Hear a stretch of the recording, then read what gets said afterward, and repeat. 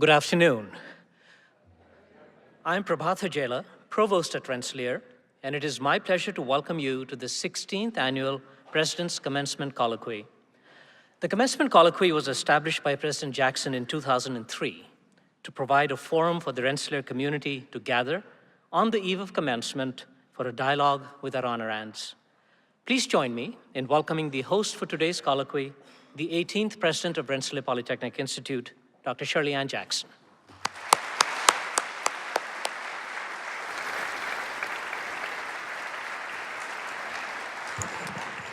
Well, good afternoon, and welcome everyone to the magnificent Curtis R. Priam Experimental Media and Performing Arts Center for the President's Commencement Colloquy. And I want to welcome especially the members of the class of 2018, the great class of 2018.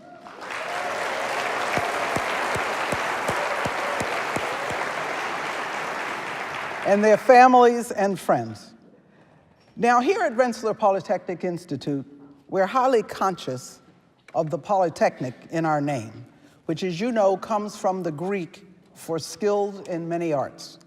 Within a paradigm we term the new Polytechnic, we educate our students for deep knowledge in their chosen fields, but also for the breadth to see across fields, to work across fields, something we consider essential to a meaningful life and career in the 21st century. Several factors demand a broad perspective. First are the great global challenges humanity faces, such as climate change, the need to secure food, water, and energy supplies sufficient for a global population that will reach 8.6 billion just a dozen years from now, as well as to create a sustainable infrastructure for them, and the need, of course, to mitigate disease and improve human health. Moreover, there are myriad national and global security challenges we face each day, and unfortunately, we had an example of that today in Texas. And so I'm going to stop for a minute for us to think about them.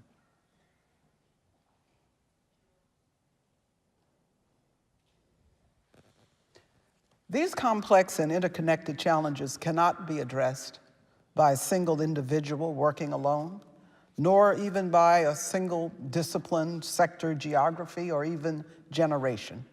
Major collaborations are required, along with young men and women sophisticated enough to be part of and ultimately to lead such collaborations.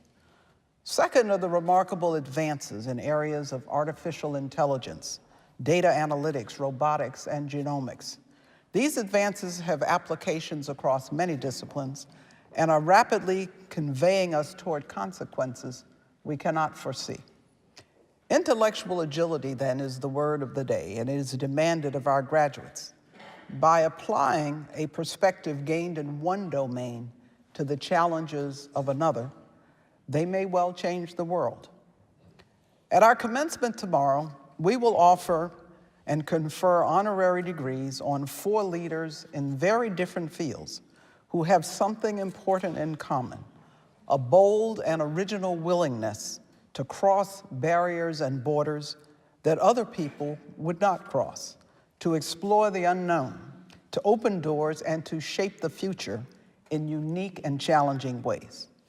All 4 of them have used ideas, skills, and understanding developed in one arena to transform another. They all are pioneers. The theme for our discussion today is breaking paradigms and transcending borders. I'm so pleased that our graduates, their families, the Rensselaer community, and our larger community have the opportunity to hear from and learn from our honorands about truly transformative leadership. So please allow me now to introduce our guests. Our first honorand was named Executive Vice President of General Motors Global Manufacturing in June of 2016, overseeing manufacturing, engineering, and labor relations for the company worldwide. In this role, she is responsible for 165,000 workers, more than 3 times the population of Troy, New York. and for the delivery of over 9.5 million vehicles a year across the globe.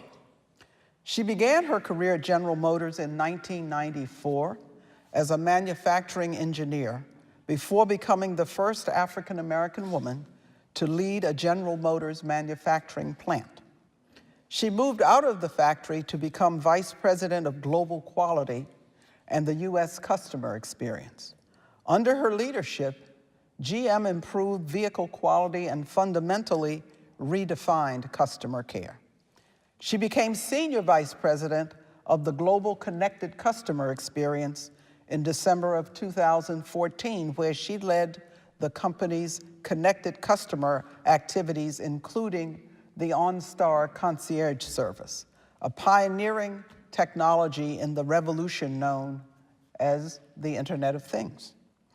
In 2013, Fortune magazine named her as one of the 10 most powerful women in the automotive industry. Automotive News named her its 2017 All-Star in Manufacturing. In February, she was presented with the 2018 Black Engineer of the Year Award. Our guest has a bachelor's degree in chemical engineering from Northwestern University, a master's degree in engineering science from Rensselaer Polytechnic Institute, and an MBA from Indiana University. It is a great pleasure and honor to welcome Ms. Alicia Boler Davis of the Rensselaer class of 1998. Thank you. Thank you.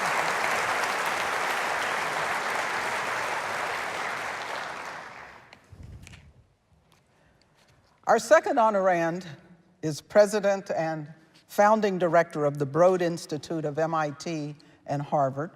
He is Professor of Biology at MIT and Professor of Systems Biology at the Harvard Medical School. A mathematician by training, he has played a pioneer role in the reading, understanding, and biomedical application of the human genome. He was, in fact, a principal leader of the Human Genome Project. With his colleagues, our honorand has developed and applied powerful methods for discovering the molecular basis of rare genetic diseases, common diseases, and cancer. He has done groundbreaking work in areas that include human genetic variation, human population history, genome evolution, regulatory elements, and genome-wide screens to discover the genes essential for biological processes using CRISPR-based genome editing.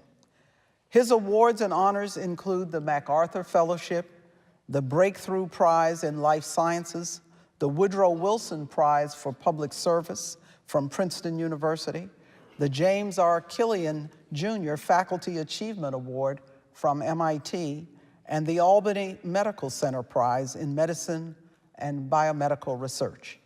He earned a bachelor's degree in mathematics at Princeton University and a doctorate in mathematics at the University of Oxford as a Rhodes Scholar. From 2009 to 2017, he served as co-chair of the President's Council of Advisors on Science and Technology, or PCAST, under President Barack Obama, where I worked alongside him as a member of PCAST in addressing challenges and defining new opportunities for the nation in science and technology. Please join me in welcoming Dr. Eric Lander. Hi. We're going to take a quick picture here. Great. Thank you.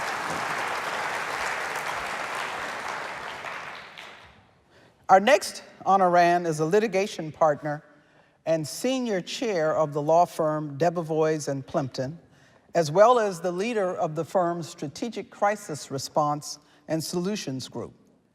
She was the 31st chair of the United States Securities and Exchange Commission from 2013 to 2017.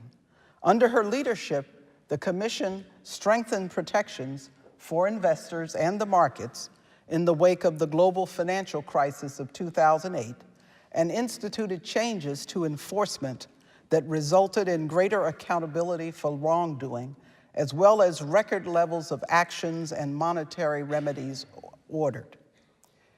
She also served as the U.S. Attorney for the Southern District of New York from 1993 to 2002, the only woman to hold that position in the 200-plus year history of that office. Under her tenure, the office successfully prosecuted financial fraud, organized crime, and international terrorism cases, earning convictions against the terrorists responsible for the 1993 bombing of the World Trade Center and the 1998 bombings of American embassies in East Africa. She previously served as the first assistant U.S. attorney and acting U.S. attorney for the Eastern District of New York. Among her honors and awards are the Sandra Day O'Connor Award for Distinction in Public Service and the George W. Bush Award for Excellence in Counterterrorism. Our honorand is a graduate of the College of William and Mary with a BA in psychology and the New School for Social Research with an MA in psychology. She earned her Juris Doctor degree at Columbia Law School, where she was an officer of the Law Review. Ladies and gentlemen, please join me in welcoming the Honorable Mary Jo White. Welcome. We're going to take this picture. Great. Thank you.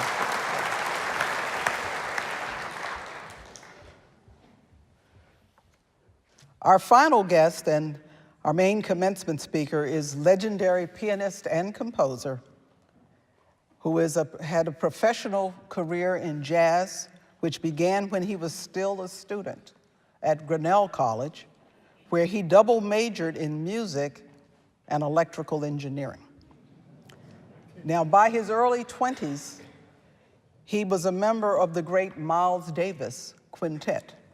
In the 1970s, he continued to push jazz into new frontiers with his Mawandishi Ensemble, which included groundbreaking experiments with synthesizers and with the influential funk band The Headhunters. His landmark album Future Shock and the hit album Rocket pioneered hip-hop. Now, many of his compositions, including Maiden Voyage, Watermelon Man, and Chameleon, are modern standards. He has earned 14 Grammy Awards, including Album of the Year for River, the Joni Letters. His 47th studio album, which was a tribute to the work of Joni Mitchell, and only the second jazz album in history to be so honored. In 2016, he was awarded the Grammy Lifetime Achievement Award. And he also received an Academy Award for his score for the celebrated film Round Midnight. Our honorand is a member of the American Academy of Arts and Sciences. He currently serves as creative chair for jazz for the Los Angeles Philharmonic Association and as institute chairman of the Thelonious Monk Institute of Jazz. In 2011, he was named a UNESCO Goodwill Ambassador. He was the 2014 Norton Professor of Poetry at Harvard University, where he offered a lecture series on the ethics of jazz. Ladies and gentlemen, please join me in welcoming the great Mr. Herbie Hancock. Thank you. We're going to take a quick picture. All right. Great. Thank you.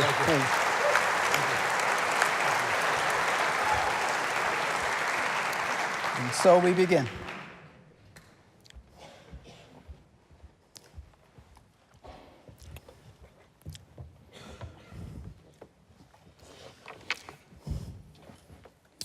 So first, let me thank all of you for joining us, and thank all of you for joining us. Now, the title of our colloquy today, Breaking Paradigms and Transcending Borders, arises, in fact, from your biographies. the common experience all of you share of being educated at one realm before moving decisively into another and transforming your new fields of endeavor. So let me begin by asking all of you the same question, essentially. How did you come to recognize your true callings?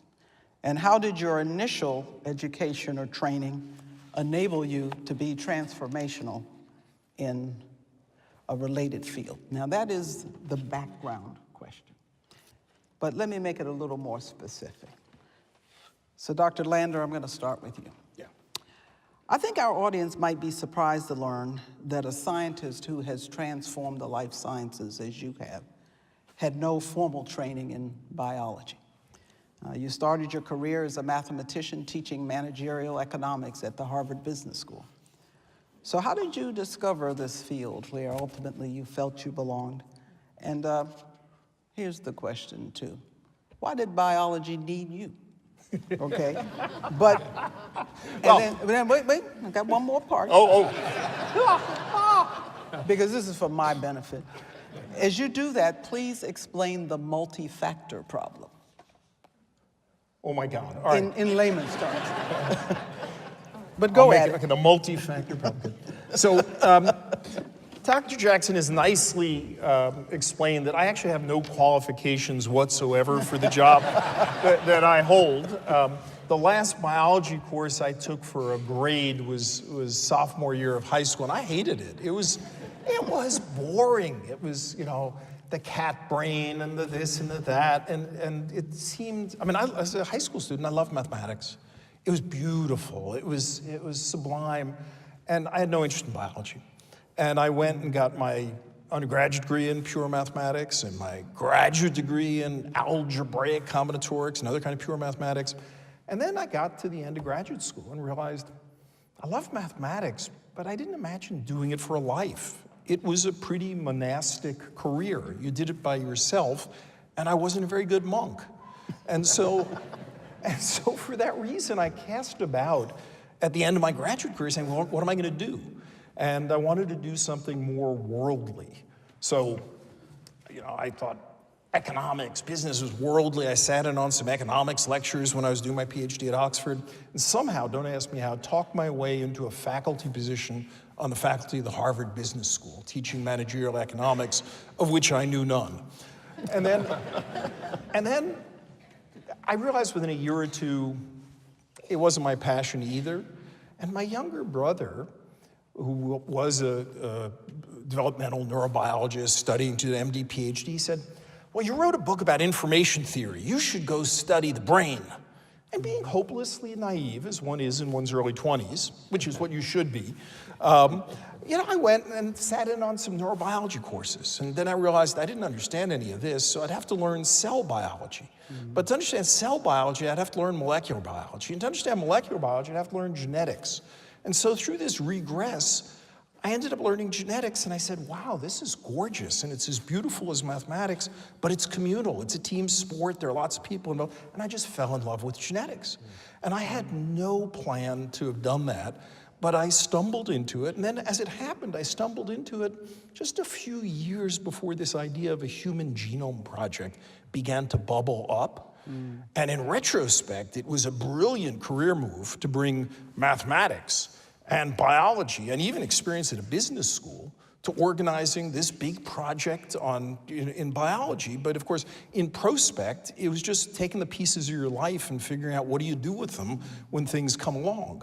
And so, you know, it means when my students come to me and they say, how should I plan my career? I point out I'm unqualified to answer that question, you know, other than to find really wonderful people to work with and interesting places. And that's how, so why did biology need me? It didn't need me in particular, but it needed people like me because the transformation the human genome brought about was we went from a field where there was no concept of information. Everything that mattered was in your lab notebook. It was done on your bench. To a world where we now cracked open the genetic code of every organism, we're cracking open every cell, and suddenly you can't answer any question without doing computational analysis of everything nature's been doing for the last 3 or 4 million years. And so suddenly there's a whole bunch of people coming in for whom it's as important to be good at the wet bench as it is to be in mathematics. And I, again, wish I could claim credit for having thought of that, but it stumbled into it. But that's why the mergers of fields are so important, because things don't stay the same. I mean, it is a kind of jazz. We sort of recombine things in all different ways. And this multifactorial problem you ask about, just to bring it to a close, and since we don't have a whiteboard, I'm not going to give any details. This multifactorial problem is that things don't have single causes. Multiple things conspire together to cause a disease. A bunch of genes may play a role, environmental factors may play a role, and when people try to parse it up and say, what's nature, what's nurture, how much does this play? Of course, it's only the interaction that causes it, but finally we have rich enough tools and enough information that we can at least find all the players in the jazz, and that way we can begin to see, in the case of a disease, how you might influence it. Right. So anyway, that's what I do. I certainly didn't expect it at any point in my life until I stumbled into it. That's cool. So speaking of nature and nurture, Ms. White, you were interested enough in... Which one am I, the nature or nurture? Well, I'm presuming you're going to tell us. Okay. Because you were interested enough in psychology to earn a bachelor's degree, but then turned around and did a master's degree as well. So how did the law become your path, and how has psychology helped you in the law? Okay, I don't have nearly as good a story here, I think. I come from a family of lawyers, the men, not the women. And growing up, my father always said, what a great lawyer I might be. I wanted to be a scientist, believe it or not, a medical doctor. I was born into a verbal lawyer family, so they thought I was an alien. But I still sort of held out. So I studied psychology, did go for the master's degree in psychology. I'd applied basically at the same time to graduate study in psychology and law school. I actually was admitted to both at the same time, but I went to psychology first because I had something called a Woodrow Wilson Fellowship, no money, but it helped you get a teaching position in college, right? If you went the next year, that was the rule then. So that was why I ordered it that way. I did a lot of research in psychology on schizophrenic young adults and really took it very, very seriously. I found it was sort of hard on me. My husband was in law school at the same time I was studying psychology. I stopped in on a couple of classes, liked what he was doing better, and so I bit the bullet and went to law school. It was easier also. I found it to be quite easy compared to other things. I'm also probably one of the most competitive people on the planet, and it fits law in that way. I've been asked before about psychology and how it sort of impacted my legal career, how it's been useful perhaps. And until I went to Washington to be the chairman of the Securities and Exchange Commission, my answer had been not at all. Once I went to Washington, I said it was all about psychology. So that's my story. So here's your version of the multi-factor question. You know, I've just bought a Harley Davidson. Confession. So, is it true that you once rode a motorcycle onto a tennis court in order to unnerve your opponent and win a tennis game? Just saying. Just ask. True. I actually had the smallest red Honda made, like a 75cc though. It's probably smaller than your Harley Davidson is my guess. So it was I forget it was probably in the early 80s, and I was challenged to, in effect, and the movie's out again, so you may know about it, the Billie Jean King, Bobby Riggs kind of tennis match. This 6'5" former cop who was an investigator in the U.S. Attorney's Office, very athletic, but he really had just taken up tennis. I played tennis my whole life, so I figured I could handle this. But anyway, we have this match, happened to be on my court, as it turned out, or a court of my choice. Blaring on the speakers was, "I am woman." I came onto this is true, I can't make this up, right?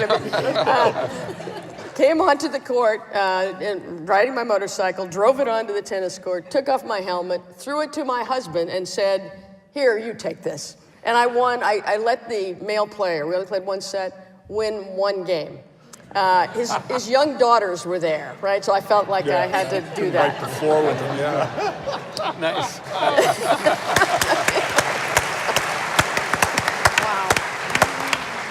So, Mr. Hancock, so we have a number of students at Rensselaer studying both engineering and music. And you majored in electrical engineering in college because it seemed to be impractical to study music as a profession. Now, by the way, I was interested in existentialist philosophy, but my father didn't think I would get a job, so I studied theoretical physics where I was sure not to get a job. but you majored in electrical engineering because you thought it was impractical to pursue music as a profession. But then, obviously, you had an epiphany. So tell us about the moment when you realized that music was your path or this unique connection, and what then did the courses in electrical engineering mean for your career? Well, first, I should say that I really showed interest in science before I even recognized that I had interest in music. When I was a kid, maybe 5 years old, I remember taking apart clocks, and because I wanted to know how they worked. And so I would take them apart just to see what the parts did.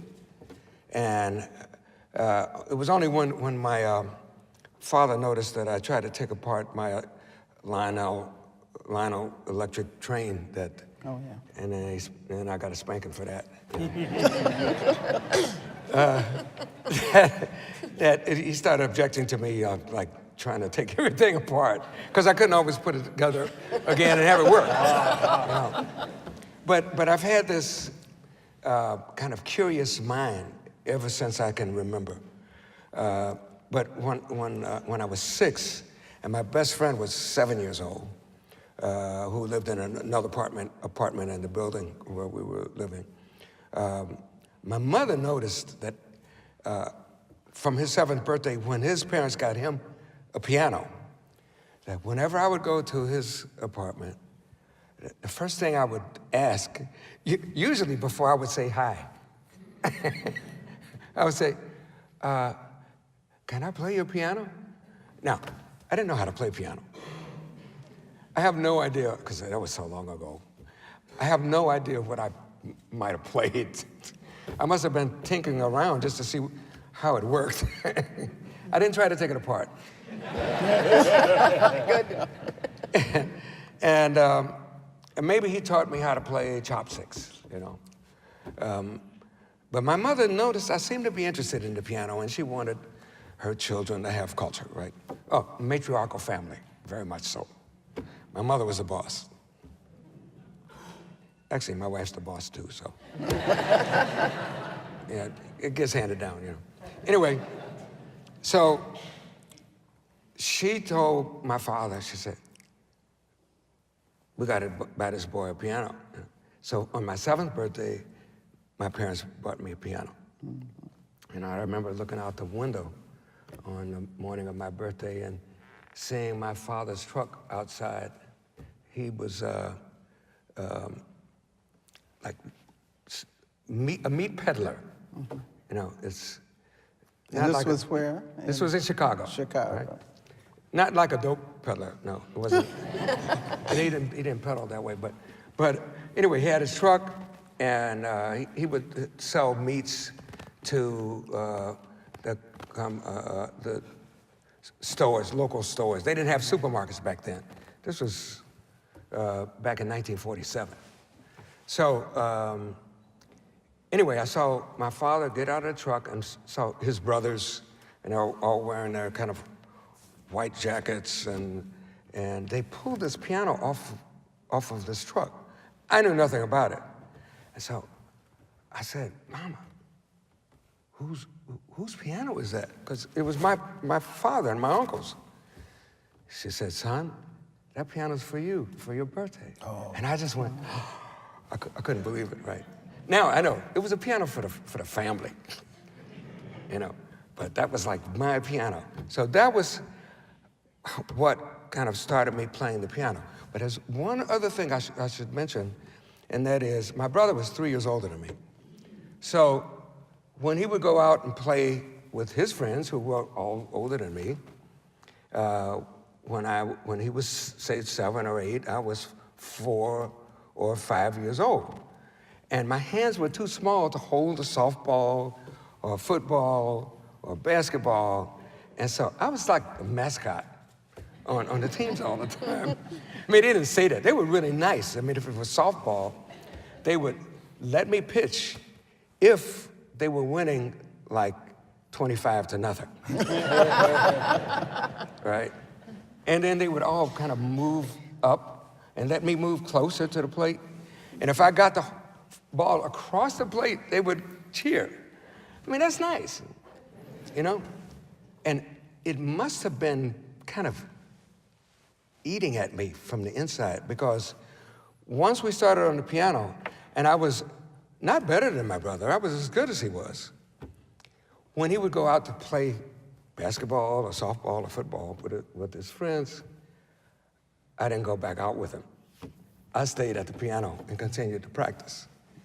So that is the funny how those factors work, that I felt equal to the other kids because I could do something as well as they could.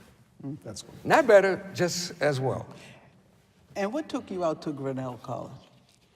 Actually, there were two things.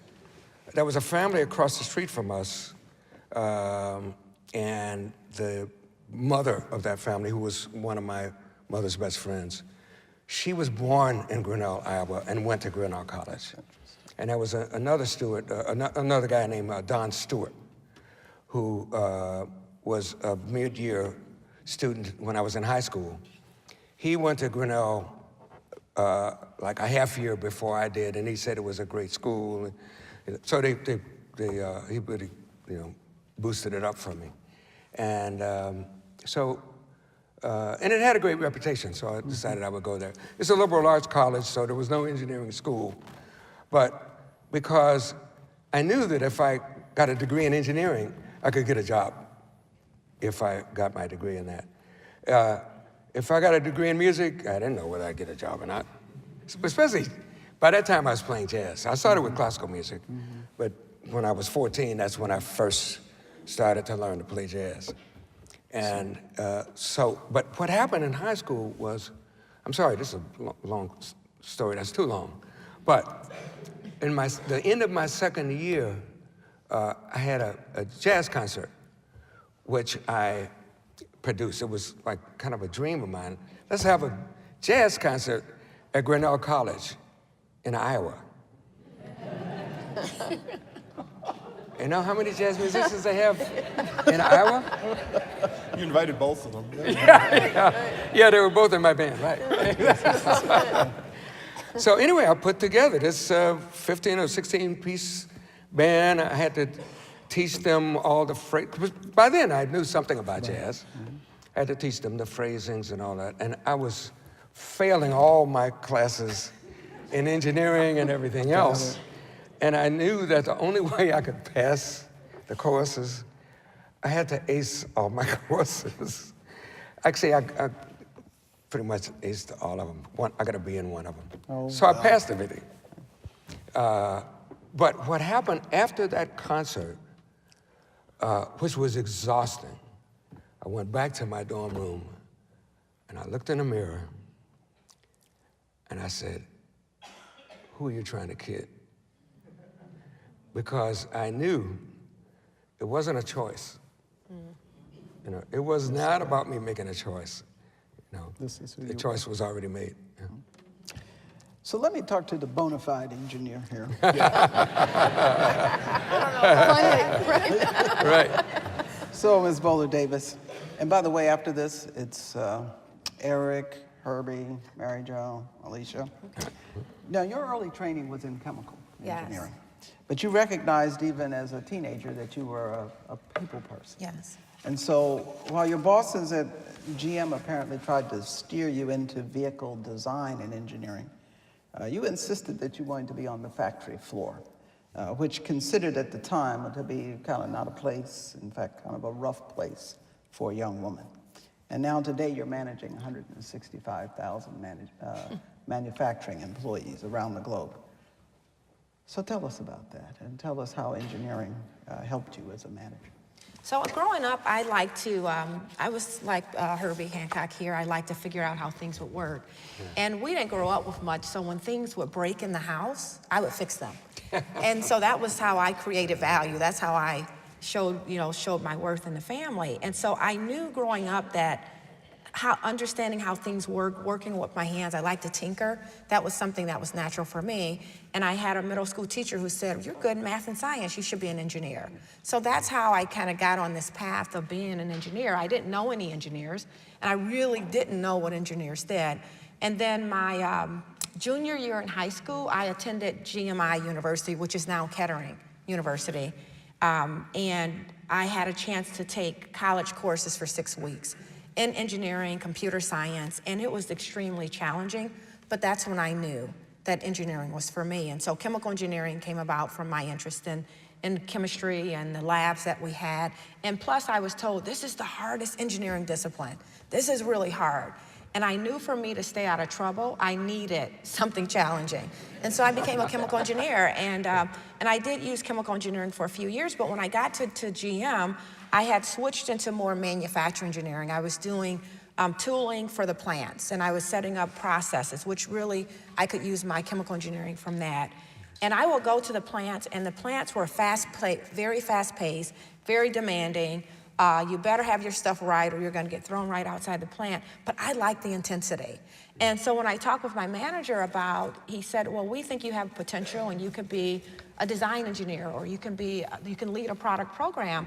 And I said, I think I wanna go to the plant. And he said, well, I don't think you wanna go to the plant. I think you wanna follow this path. And I was young, I was 25 years old. And I said, well, can I talk to your boss about that?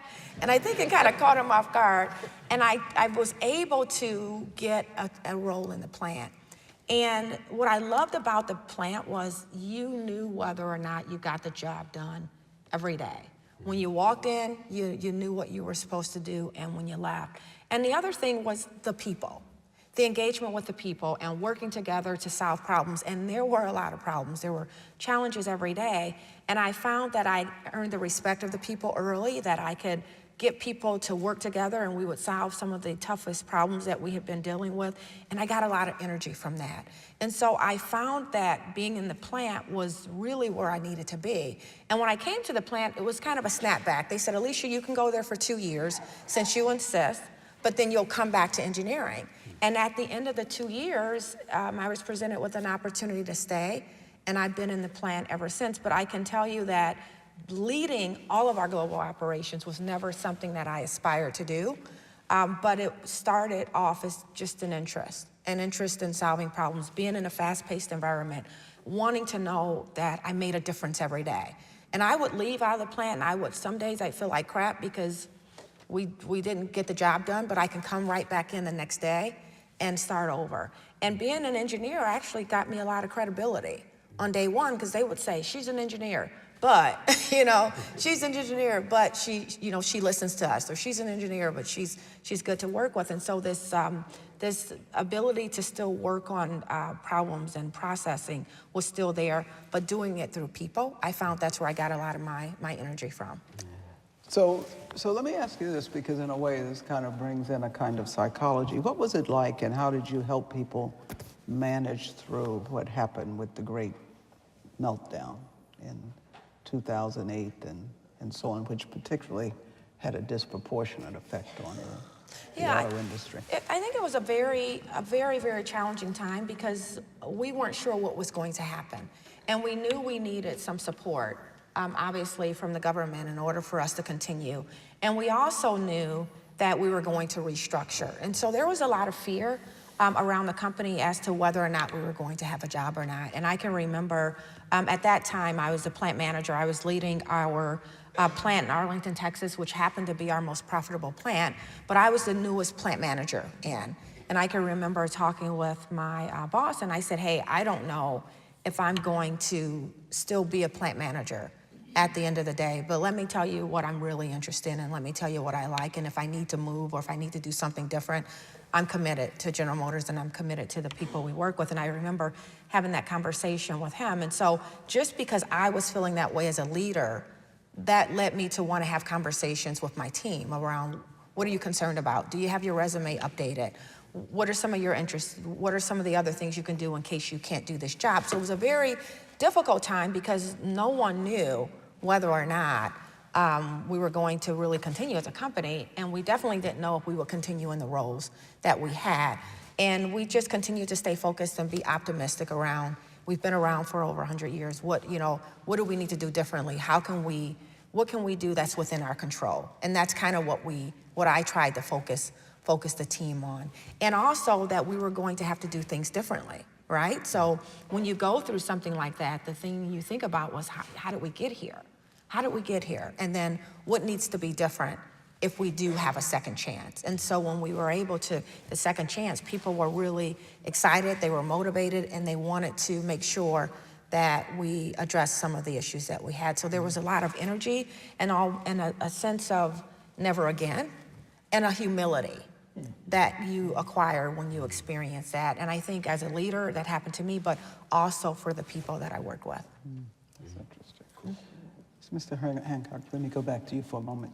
You know, in the structure of scientific revolutions, Thomas Kuhn says that such revolutions occur when anomalies are observed that do not fit into the existing scientific paradigm, but only if the anomalies are recognized and explored, despite resistance and what is referred to as a background of expectation. And you've provoked paradigm shift after paradigm shift and met with some resistance from jazz purists along the way. So tell me about the structure of musical revolutions. And then I'm gonna flip it to Eric to try to get you guys to do a little interplay. Because in many ways, you know, Eric, you kind of, with the genomics and that making it less, makes biology less hypothesis driven. And in its way, that's it, a true scientific revolution. And so I want you guys to kind of talk about musical revolutions, and then from the point of view of genomics and the mathematical computational piece, scientific revolution. Well, one thing I wanted to mention is that when I wanted to do something that was unexpected of me because my path appeared to be in a certain direction. Yes, you're right. I got a lot of resistance when I did a record called Headhunters, because it was the first time that anybody had ever heard me play synthesizers, and with an electric basis instead of an acoustic basis. And so it was a kind of electric funk jazz band. And when that was kind of that was a new thing that we were part of starting. And a lot of, we call them the jazz police, right? You know, they're like the judges who decide what's jazz and what isn't, you know? And I don't believe in that at all.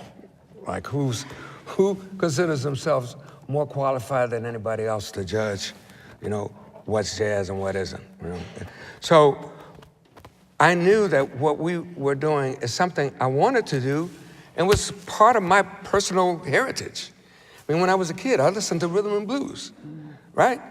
And I used to sing like on the corner, the doo-wop songs with, you know, my buddies, and so, I mean, that's where I came from. So it was part of who I am that maybe had not been revealed that much before.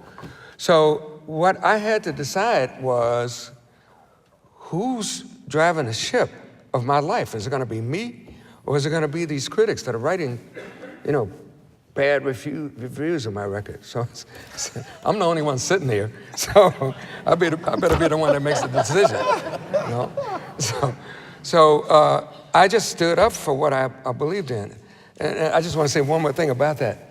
Leonard Feather was a very famous jazz critic, right? He gave my record 2 stars, right? Which rating? Out of 5, right? Headhunters. Oh, really? Right. He gave it 2 stars. Let me speak with He hated it. He wrote horrible things about it, right? Long time.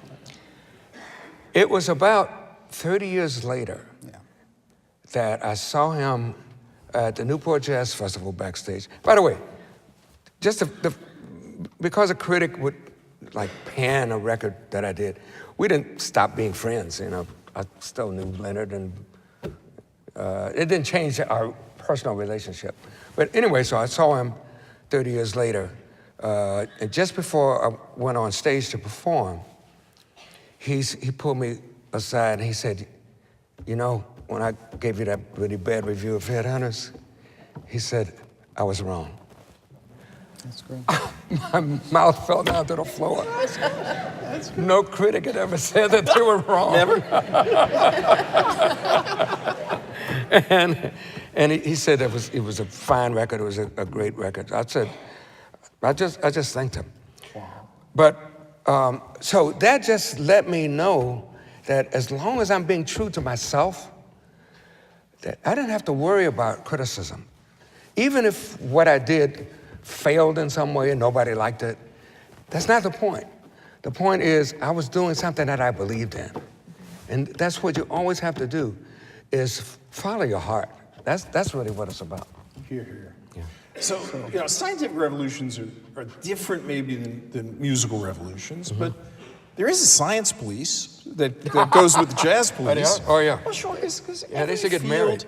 Everything has its orthodoxy. Here's the way you're supposed to do something, and there's a value to it because you got to actually, teach people something. I'm sure you had to learn how to play music the way other people played music before you could play music your own way. But we have a cartoon version of science.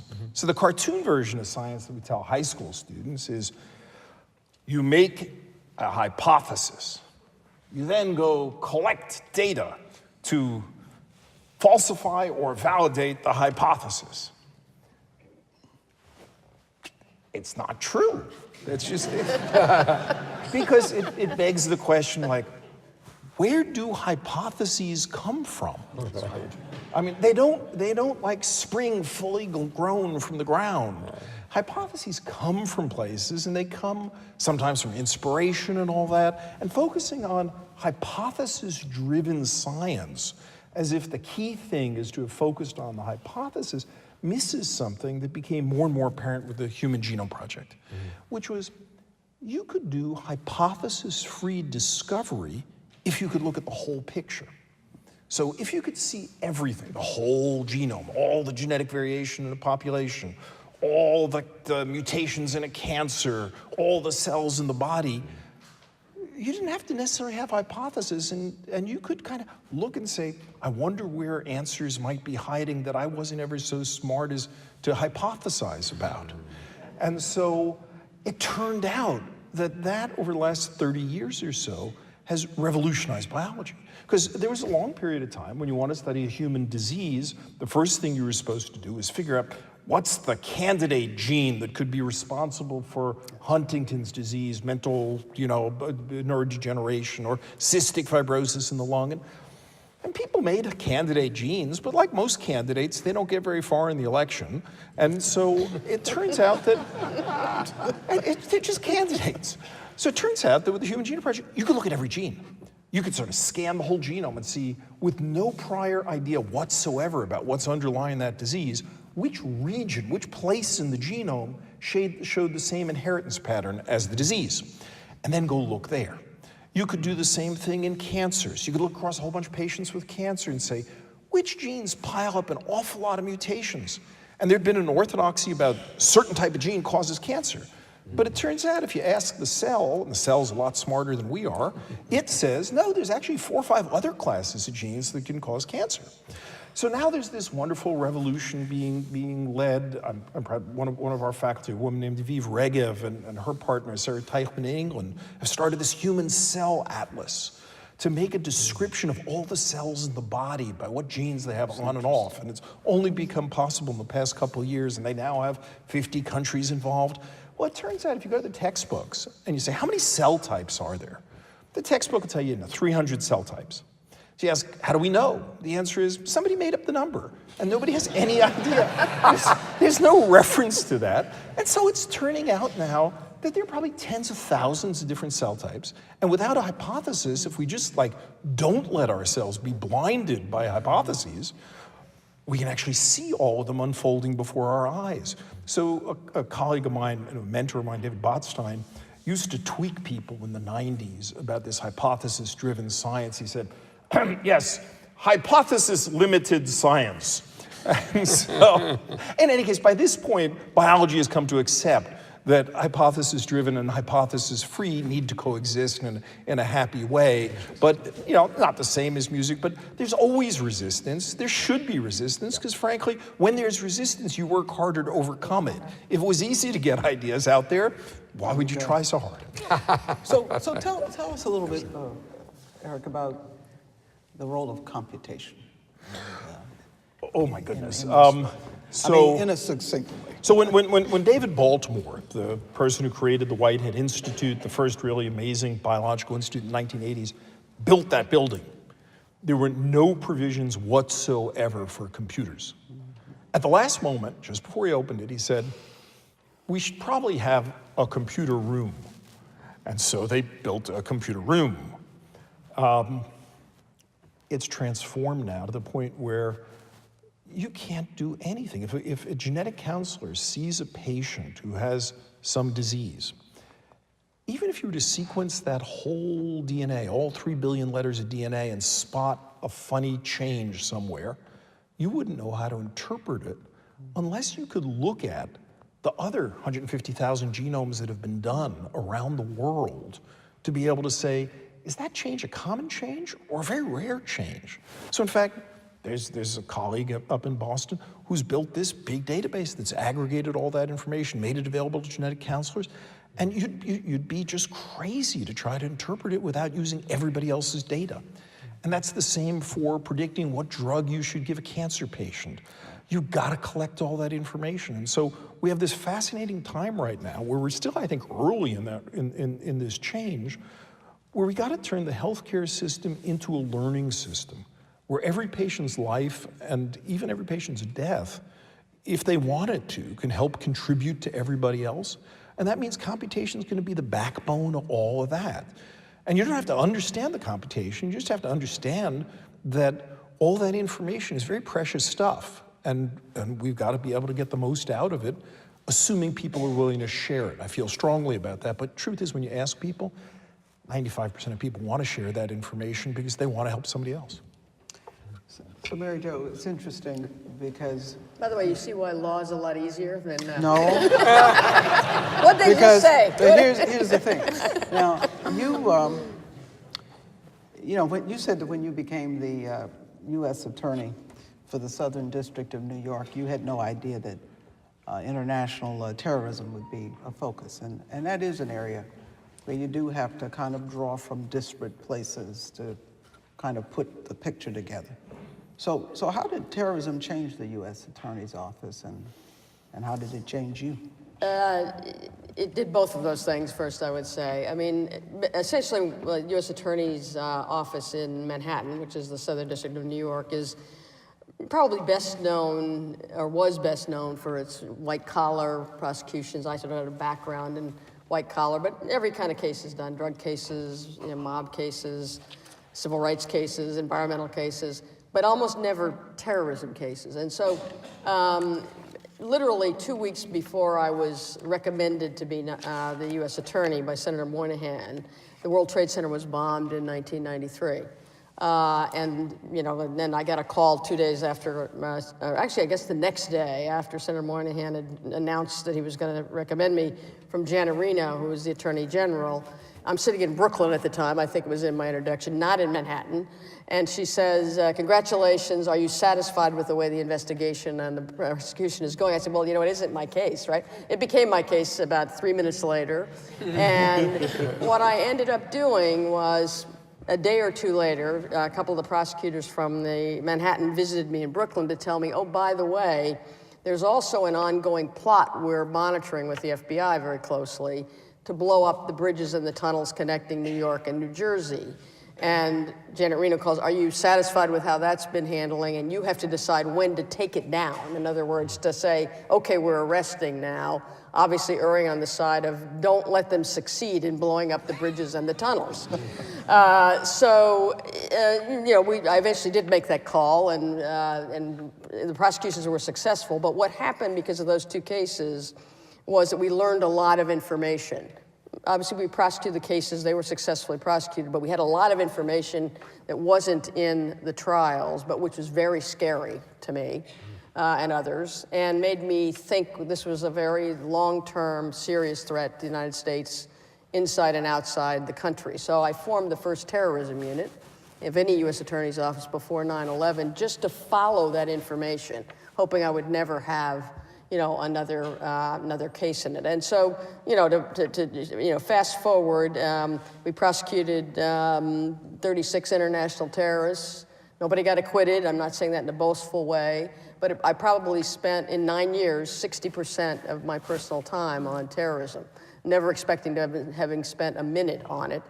It is still, I think, the challenge of your lifetimes and our lifetimes, how to best handle it, and knowing that it's a long-term risk, and figuring out how to fairly, but also very strongly combat it. So it was a big deal. So how did you feel at 9/11? You were still in office, and you had successfully prosecuted a number of terrorists, and you had even indicted Osama bin Laden. Twice. Right, exactly. And so, but yet here are the Twin Towers coming down, the same building where you had successfully prosecuted the ones who bombed it the first time. So talk to us a little bit about that. As one of my best friends said, in the aftermath of 9/11, when we met for dinner one night, several days after that, at about midnight, she said, "You feel responsible for this, don't you?"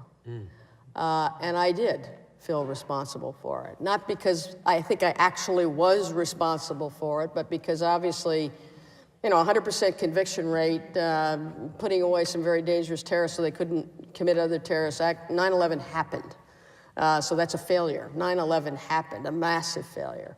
Those of us working on those cases, FBI in our office, every Defense Department, everyone expected another bombing of the Trade Center. It was always a prime target, but no one expected this level of attack. I think it was Colin Powell who said, failure of imagination. I mean, even those of us who were very, very, knowledgeable about it. And so I basically managed with others the investigation for several months after that of 9/11.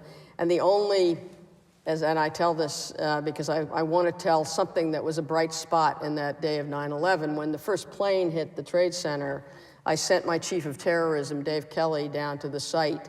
And I don't know if I sent the head of the FBI New York office but we were in conversation. I said, would you go down there? Because we didn't know what had happened. Small plane, you just didn't know what had happened. They were down there, they were both down there, they had hooked up together. When I think it was the first tower that fell, I'd been whisked away to some secure spot. And I get a call on both of my lines. I think I had 2 lines, maybe I had 3 where I was. And each one of the head of the FBI, Barry Mon, Dave Kelly, the head of my terrorism unit, thought the other had died when the buildings fell. And I could tell them, no, you didn't, right? And so, but look, it was, you can't imagine anything obviously more transformative, than that. Yeah. So Alicia Davis, so if you pick up with where Mary Jo left off, here we are, the world is different, and people do have to think about terrorism, and it's made some people want to draw in. But you manage a global workforce. How have these kinds of things affected how you, in fact, manage that global workforce and to do what you have to do and serve the markets you serve? Yeah, I get the question, what's the toughest part about my role? And I think the toughest part for me is safety. I always think about the safety of our employees, whether the safety of the job that we have them doing every day and how do we make it safer, how do we make sure that they come in and go home the same way, or the safety as it relates to the environment that they're in. And so, what I try and do is make sure as a company that we have the right view, the right policies, the right safety, the right security around, that we are not, having our head in the sand. We even have active shooter policies. How do we have active shooter drills? How do we make sure people are aware? How do we make sure we know how to respond in the event? And those are things that we never talked about. Those are things that we never put in place, but we actually now have signs in our building, just like we do a take shelter if there's some type of inclement weather or we have to evacuate a building. We have these same type of things that we have to do in the event that we have an active shooter, or if we have a bomb, a threat of a bomb, and we do get those type of calls in our facilities. And so it's something for us to be prepared for as much as you can, to be vigilant and to listen, and also to enlist the support of our employees. If they hear something, if they see something, to say something. If something doesn't look right or feel right, then how do you bring that forward?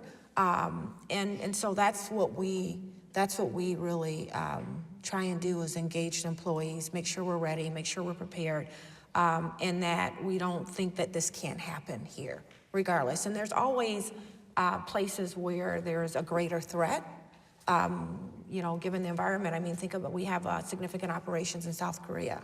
And so obviously we have people that we think about, depending upon what's going on from a political or a macro environment. At what point do we decide that we should take all of the international service personnel out, or should we evacuate our employees? I mean, so those are things that we think about, and obviously wanting to err on the side of being conservative, because you don't want to think about doing and not do it, and then something happens.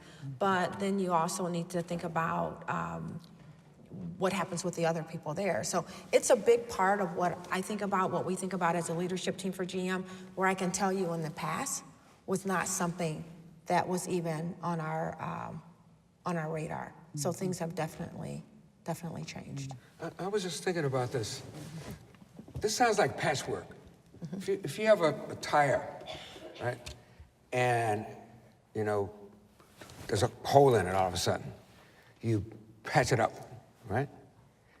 And then another one happens and you patch that up. If the tires are actually getting worse, so do you have to patch it up more and more? Because we live in a more dangerous world now. Why don't we patch it? Oh, sorry. It's okay. Sorry. Why don't we not spill the drinks all over everybody? Don't worry about it. It's water. It's water. It's not gonna hurt us. Exactly. All right. Anyway. Oh, great. You came You talk. prepared I'll for do that. that. Always prepared. Do go on. I just You wish go we, on. I I'll just work on wish we could do a better job of fixing the world that we live Yeah. in. So that you won't have as many patches you have to fix, you'll have less. Exactly. So we have to do something for our humanity. We have to do something about how we handle people who are harming us. Yes. If all we do is punish them, we're treating them like they're bad and I'm good. And that's like saying some people are bad and some people are good. And I don't believe in that at all. I think if you want to see someone who's bad, look in the mirror. You want to see someone who's good, look in the mirror. So how we handle that situation is I mean, lead toward a much I better agree with result. that. I agree with that completely. Yeah. And when you're, and let's go back to terrorism for a second. I mean, Yes. prosecutions, being at war, that doesn't solve it by any means. But, Right. I think you have to take actions, Punishment. in terms that bothers me. Well, or containment maybe to some degree. I mean, some of the, Well, if you have a dangerous terrorist and Sure. they're in jail for life, I mean, at least they won't be doing the next plane. But you have to get to why is this happening? Right. And why is it happening to us? Because, what is it we're doing that is enraging the rest of the world? Thank you. Frankly. Yeah. So Look at let ourselves. me give you because what you're really leading into is something I wanted to chat about a bit, which had to do with truth, trust, and transparency. So Mary Jo, when you were chair of the SEC, you actually required admissions of wrongdoing as a condition of settlement, and particularly in the most egregious financial cases, rather than a standard of no admit, no deny. So in the context of what we're talking about trust, transparency, et cetera, why were such admissions important? They were important because so many of the cases, particularly, just come through the financial crisis. The SEC, I won't bore you too long with this, but the SEC and other civil law enforcement agencies all follow this no admit, no deny protocol of settlement. So if it becomes a cost of doing business for a big bank or a big company to sort of settle wrongdoing, and nobody says, oh, by the way, I broke the law, so that the next time they come before you, you can't use that kind of thing. So I thought for greater public accountability, the SEC needed to change that, and to, in the most egregious cases, there were some other criteria, require that public admission of wrongdoing and accountability. We did about 80 of those cases. Keep in mind, we did about 2,500 cases. And again, if you did it in every case, it would bog down the whole enforcement function. But once you do it, it's sort of no good deed goes unpunished. You haven't done enough of them, right? I mean, you're soft on crime or whatever. I mean, you always get it in the neck for anything you do, but I thought it was extraordinarily important that the public know that the law enforcement agency had required this admission of wrongdoing for accountability. So Alicia, you were actually asked to take over what they call customer experience, but Yes. quality and connected customer efforts. And this was as GM emerged from, the financial crisis and bankruptcy. And you could say that GM had a bit of a credibility and trust problem, even transparency. And you said that as a representative of the customer experience, it was not your job to reinforce the status quo. But if that was the case, and in this context of rebuilding credibility, what kind of hard truths did you have to deliver to your management? Yeah, I think it was an interesting time because we had talked about being different, right? As we emerged from bankruptcy, that we wanted to be a different company. And our CEO at the time, wanted to be customer centric. And so when I was tapped on the shoulder to come lead this area, and I said, well, I have the latitude to structure it the way I want to have the right metrics to really get to what's holding us back. And he said, well, absolutely. And so the hard truth was that we really weren't a customer-focused organization. We really weren't driven by our customers. We took pride in being great engineers and coming up with great innovative solutions, but they were solutions based on what we thought needed to happen, and not necessarily based on what our customers needed, or even as basic as what were they telling us, right? And so the reality of it was I spent the first 6 months talking about how we're not customer-centric, how we're not, and using examples of if we were, then how do we do this? Or if we were, then when our customers have issues, how do we respond? What do we do? Do we stand behind our product, or do we stand behind a warranty? How do we really change those behaviors? And that message resonated with our employees because they wanted to be customer focused. They really wanted to be, and they wanted to know, well, what will I do differently than I'm doing today? I mean, so we started having questions around how does that impact everyone? Not just the engineer who's designing or engineering something or the person building the vehicle, but how does it impact our legal staff? How do we approach issues differently? How does it impact our finance staff? And that was the direction I had was, don't you worry about a budget, right? You're the one area that should not be making decisions because of a budget. You should be making decisions based on what's right for our customer. And that was so liberating. Especially for me coming out of a function where cost is everything, where you manage every single thing you do.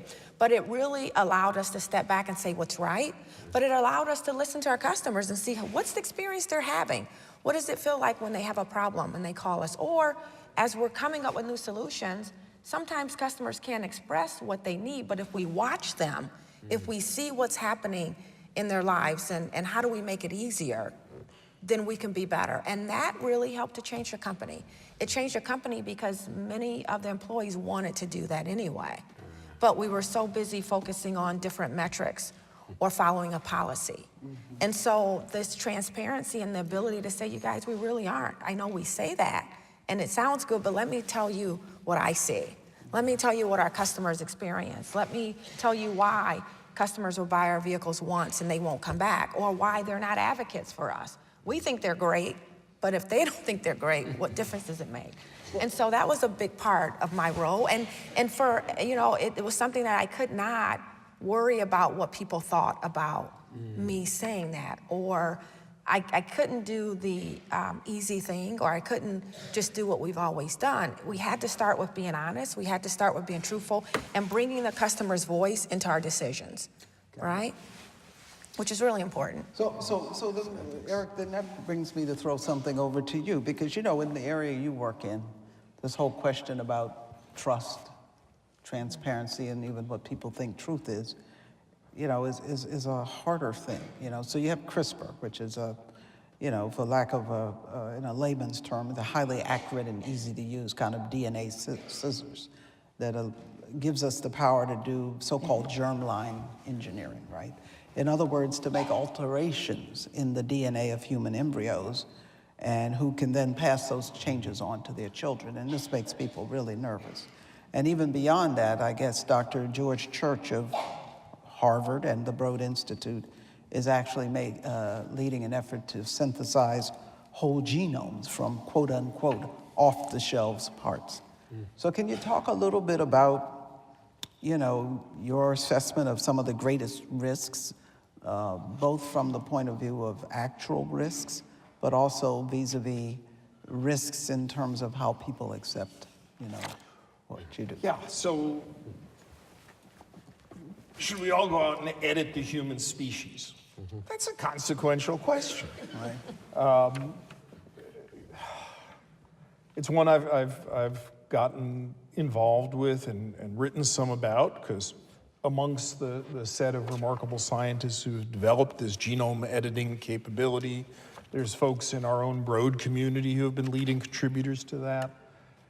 And if you think about fixing a disease in your own body, genome editing to fix a lung disease or sickle cell anemia or something, I'm fine with that. I don't have a problem in somebody deciding to change some aspect of the genetic code of their cells because they're there, they're making the decision, and it'll affect nobody else. When you talk about, should we go change the whole human species, that's going to be passed on to the next generation and the next generation. And there's no reasonable product recall notice that you're going to send out. You know, dear mom and dad, it sounded like a really good idea to go do this for Johnny, but Johnny really should be advised not to reproduce, or before he reproduces, you know, we're not going to do that. There are a lot of questions that bear real thinking about. So in the scientific community right now, there's real tension. I think everybody says for what's called somatic therapy, your own body, the question is purely safety. But for the next generation, they call it designer embryos or whatever, there's a bunch of people in the scientific community who says we should go do that because there's a compelling human need to fix disease. So I wrote an article, I don't know, about 2 or 3 years ago that said, I'm not sure there's that much of a compelling need. Most of the things that need fixing, you could just do by genetic diagnostics and in vitro fertilization and choosing which embryo to reimplant. Aren't we going to go down a path here where we're going to go from fixing an obvious mutation to making improvements, to giving you slightly better versions of genes, to clever new ideas of circuits we could put in your body? And is this the world we want, where we view our kids as products of manufacture? And in any case, what's the rush on making that decision? Because it's not easy to go backward on that. Not everybody agrees with that. I mean, I'm willing to say there are things that for now, we really ought to hold off on. And so there was an international summit, and we ended up writing a statement that didn't just have the usual scientific, we should wait till it's safe. It included some words that I drafted that said, we also shouldn't proceed until there's broad societal consensus about the appropriateness of each application. And that bothered a lot of my friends in the scientific community because they said, from a legal point of view, what is broad societal consensus? Is that 51%, 78%? Who's got to be involved in that, et cetera? And my answer was, that's exactly the point. You actually have to struggle for broad societal consensus and convince people that you've reached it. It isn't some black letter thing that you cross that line. But that's not a common view, and other reports have come out, and again, mostly going back to the safety. So I don't know if I'm in the majority or the minority, but I think about genetically modified foods. I think the way Monsanto rolled out GMOs hurt everybody because they did not build trust first. They did not, and I think it hurts a lot of people. We can't do many genetic modifications easily and have acceptance of it, that if people step back, they would say, that one is good and that one's not good. They started out with modifying seeds to make them sterile so that farmers might have to buy new seeds and other things. Who was thinking about this there? So there's a need to build public trust. I'm not saying never would we do such a thing. I'm just saying it isn't as compelling as it sounds. There isn't a rush, and public trust is far more important than a couple of edge cases that somebody might tell a story about today, because when you lose public trust, as we see with GMOs, you'll take decades to get it back, and people will suffer because you lost it. So anyway, I think it's a really important question you're asking, and scientists can't just say we invent the technologies. They then have to take off their hat and say, and we're also parents and citizens and things like that, and while it's not up to us to decide, we're the best informed to be able to inform that discussion. So let me ask you this, Mr. Hancock. Okay. Look, and you can say whatever you want, obviously, but Sometimes we create more problems than we solve. we do. But let me ask you the that's question what I was this gonna way. say. You know, we've been talking about trust, Okay. and you know, we sit here at a time when there's a fairly high degree of divisiveness in the society, Yes. and in our body politic. But you've made the point that trust is essential to improvisation in jazz. And art and cultures have the ability at times to bridge divides. Are there things one can take away from, you know, how you spent your career that we can propagate into other domains that can be of help? Okay. One of the things that encourages creativity in jazz is the fact that we don't compete with each other. We're not driven by competition. What we're driven by is trying to make something positive happen no matter what happens musically on the stage. So whoever you're playing with, we don't judge what they play. You know, usually what happens if you try to judge, like, I don't like that note the bass player picked, music just pretty much stops. The creativity stops. Whatever the bass player plays, we don't even think about whether it fits or not. We will make it fit. You know, and I have an experience with Miles Davis that he did that for me one time. we were playing a concert in I think it was in Sweden, and it was part of a tour, and it was really a cool tour. This concert was the best concert we played for the whole tour. And then we had the audience in the palm of our hands. They were on the edge of their seats because the music was really building, the band was happening. And so it came to Miles' solo on one of the songs, and right at the peak of his solo, I played this chord, and the chord was so wrong.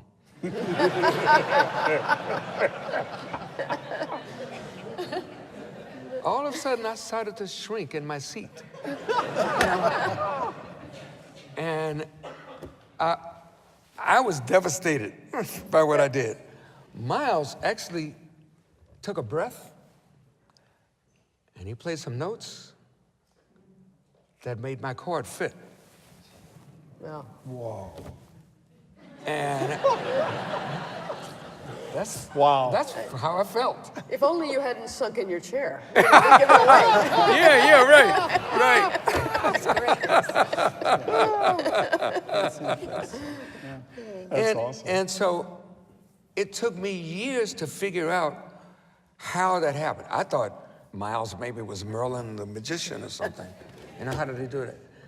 It took me at least 10 or 15 years to figure out what Miles did was Miles didn't judge what I played. Right. I did. And he did what jazz musicians always do. He said, how can I make this work, you know? And that's what we do. We always try to take some seed that comes from another musician and turn it into a flower. And we try to make a garden out of it. And that's what makes the music flow, and that's what touches the hearts of people. Wow. Nice. You know? Thank you. And I think that's how we should live our lives. You know? What a great story. So let me just ask you a couple more, then we're going to open the floor for a few questions. So we don't exist, you know, in a vacuum, and that's clear from what all of you have done. You know, Mary Jo, Ms. White, the U.S. Attorney's Office for the Southern District of New York is legendary for its autonomy and independence. And that's been so much so that, at least in the past, it was referred to as not the Southern District of New York, but the Sovereign District of New York. Yeah. I named it. Yeah, you were, right, and you clearly enhanced that reputation. Also, you led the SEC, which is designated as an independent agency in the executive branch. So what are the challenges of that kind of independence?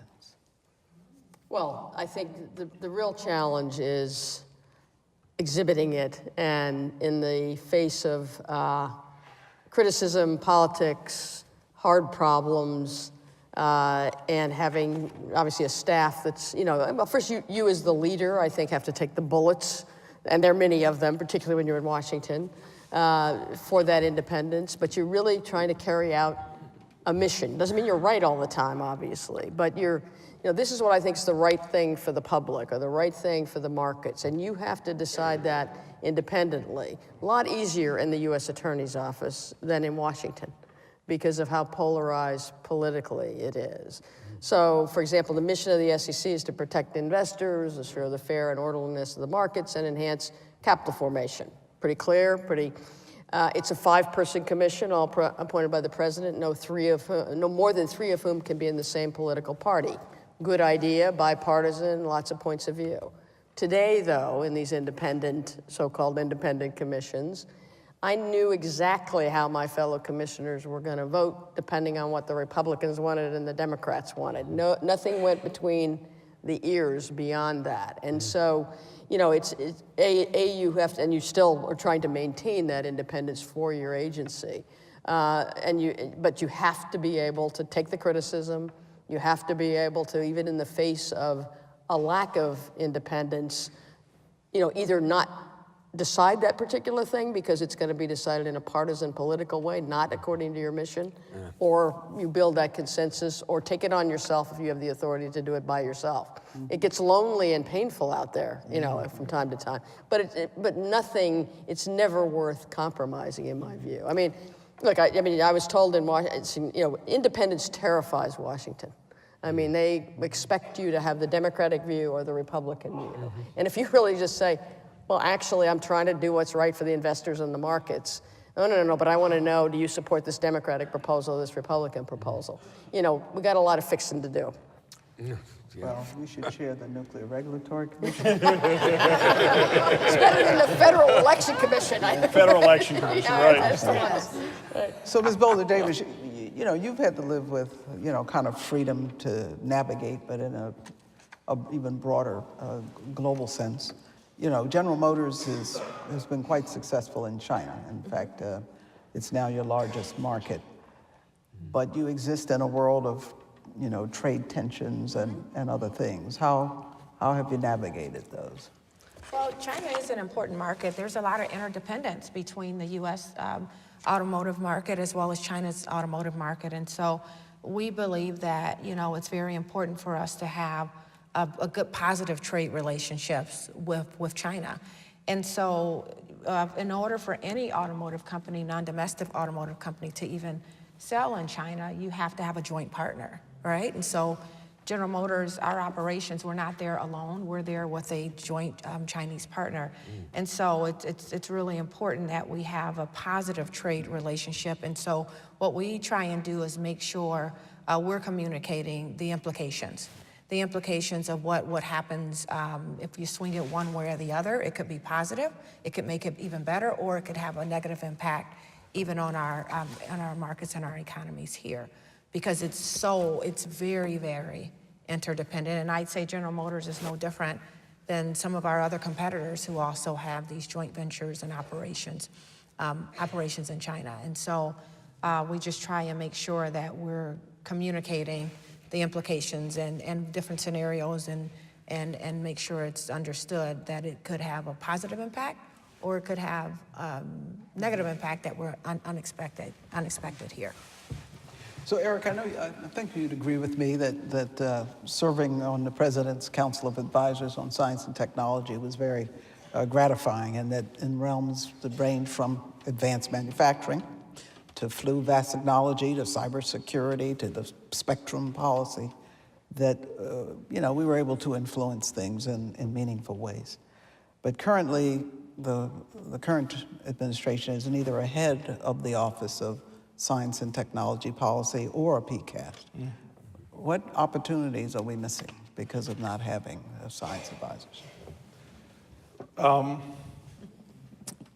Well, first I just want to say how much fun it was to work on PCAST together and with the other 20 or so people who did it. It was an amazing thing to work for a president who just so much respected the importance of scientific input and facts and was willing to hear things and argue with, and it was exhilarating. I think we learned a tremendous amount from it, and I think we got some stuff done. And Shirley and I got to work together for quite a long time. Quite a long time. And we argued and we modeled what scientific discussion is supposed to be about. And I just wanted to note how much fun that was and say thank you to you. Thank you. That's great. We're missing a lot, but maybe I'll get in trouble and I'll say, I'm not sure I want to see a science advisor right now.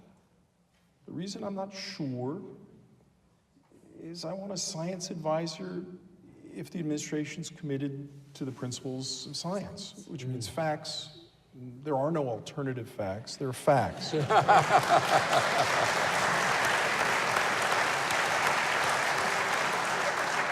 We can argue about facts, we argue about facts with evidence, and we don't bring anything else to it, and we have to go in agreeing that we will back down if in fact the facts say otherwise. And so in a certain sense, with so much being politicized, and I don't mean this as a political statement one way or the other, I mean this as the United States has been the world's leading demonstration of the power of science and technology to improve humankind. It has set up this incredible ecosystem of basic knowledge at universities like this, an ecosystem of companies that grow out of it, small companies, large companies, that create this public-private engine that has created miracles of technology. It's not all without problems, all sorts of problems happen, but I wouldn't trade the progress we've made in medicine and the progress we've made in many other things to go back 50 years and say not do it. We've got to keep solving those problems. To watch in any way the U.S. back off the foundation of that worries me, because when the foundation goes, the building crumbles. And this is not a small thing. It's about the prosperity of this country. It's about the defense of this country. It's about the health of people here and around the world who count on this country. So I do, in this particular area, without getting political and anything else, disagree that we do not have an adequately informed science-based administration, but I'm not sure that having a science advisor would help unless the science advisor has a client who wants the advice. So it may be better to say, some benign neglect, because I believe in the strength of the American scientific and engineering community. And I think we should be doing that and continuing our values, and there will come a point when the US government, and I think there are parts of it, the Defense Department knows that alternative facts are not very useful. Only facts matter. Other parts, no. But yeah, it's a challenge. I was proud to be involved with a lot of people on it. I'm torn right now to see that there's not a voice at the table. That voice doesn't always have to win, but to not have that voice at the table and have it respected, I think will hurt this country.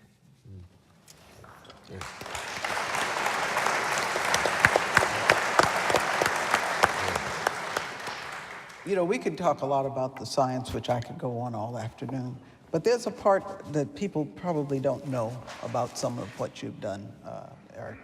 You know, DNA testing has been an important tool of the criminal justice system, but in fact, you not only serve on the board of the Innocence Project, which has exonerated many wrongfully convicted people by re-examining the evidence through the prism of DNA.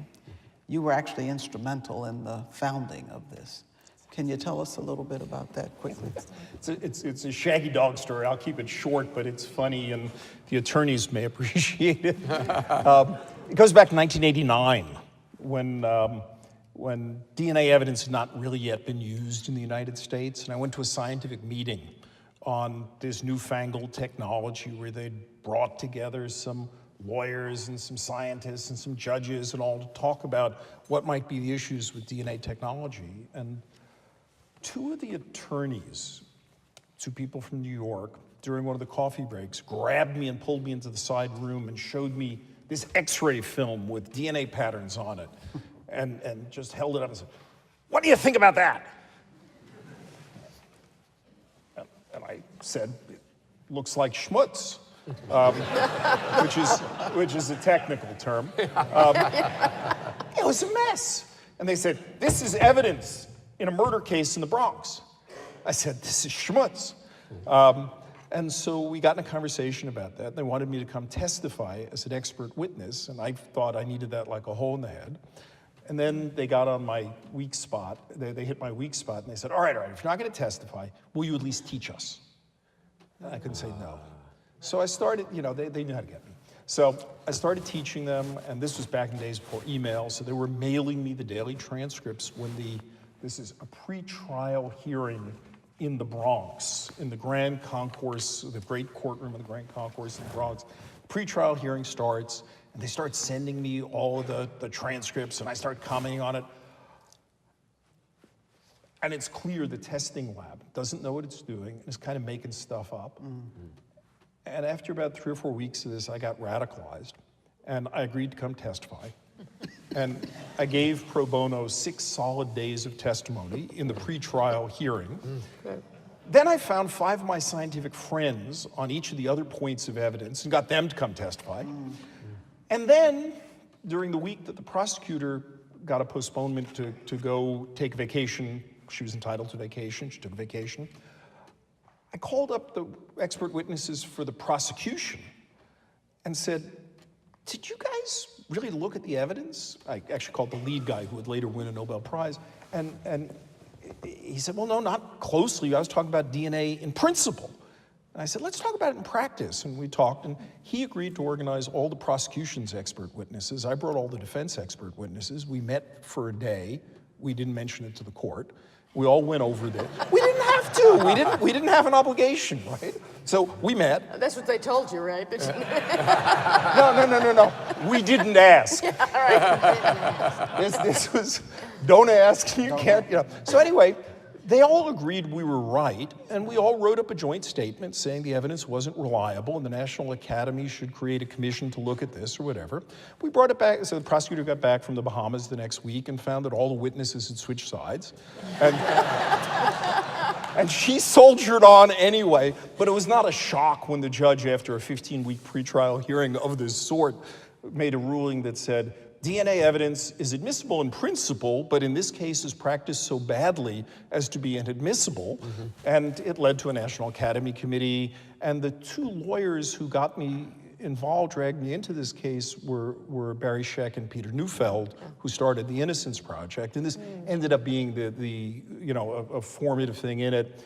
And they'd asked me later to be on the board of it, and I'm very proud of what they've done because it's just another example of science. This is, I mean, and everybody, I assume, appreciates just how transformative the Innocence Project was and that work was. I mean, I was a prosecutor at the time when that was really coming of age, and you really met with a lot of prosecutorial resistance to, wait a minute, I've convicted this person, right? This is after the conviction. And I actually, behind the scenes, but also talked about it publicly, say, you as a prosecutor are here to, do the right thing. I mean, not to have that sound trite. You should fight even harder to exonerate the innocents than you do to convict the guilty. And it was but it took a long time, I think, and so I think a lot of the resistance you got to DNA evidence was that mindset, but I just can't say enough for what you accomplished. Well, I mean, look, it's Peter and Barry who really accomplished it, but I'm glad that the meeting of the way the law thinks about things and science thinks about things came together, because the science always says there could be false positives. And false positives can tell us how we got things wrong. And the best people in the law today are asking, all right, when we got it wrong, why? And how do we fix the system so we don't get it wrong next time? And yeah, there's still resistance, and there's still folk at the DOJ I disagree violently with, but there's more and more people who think like you thought in the first place. So you're on the kind of the flip side. There was this DNA profile loaded onto a genealogy website, and it was used to, uncover an individual suspected of being a Golden State Killer. But then there are privacy experts, quote unquote, who worry about that kind of thing incriminating people, potentially innocent people. Where would you say the balance is there? Well, I mean, obviously, you have to deal with, not having the innocent implicated falsely. I mean, we've been talking about that in another context. I, as you might guess, as a sort of former prosecutor and national security type, err on the side of getting the right answer and protecting the public. And I think, and on the privacy issues are obviously extraordinarily important, but I err on the side of justice and, security and accuracy when I balance it against privacy. I have to say, when the OPM thing happened in Washington and all your security clearance information and all the government employees had theirs hacked, right?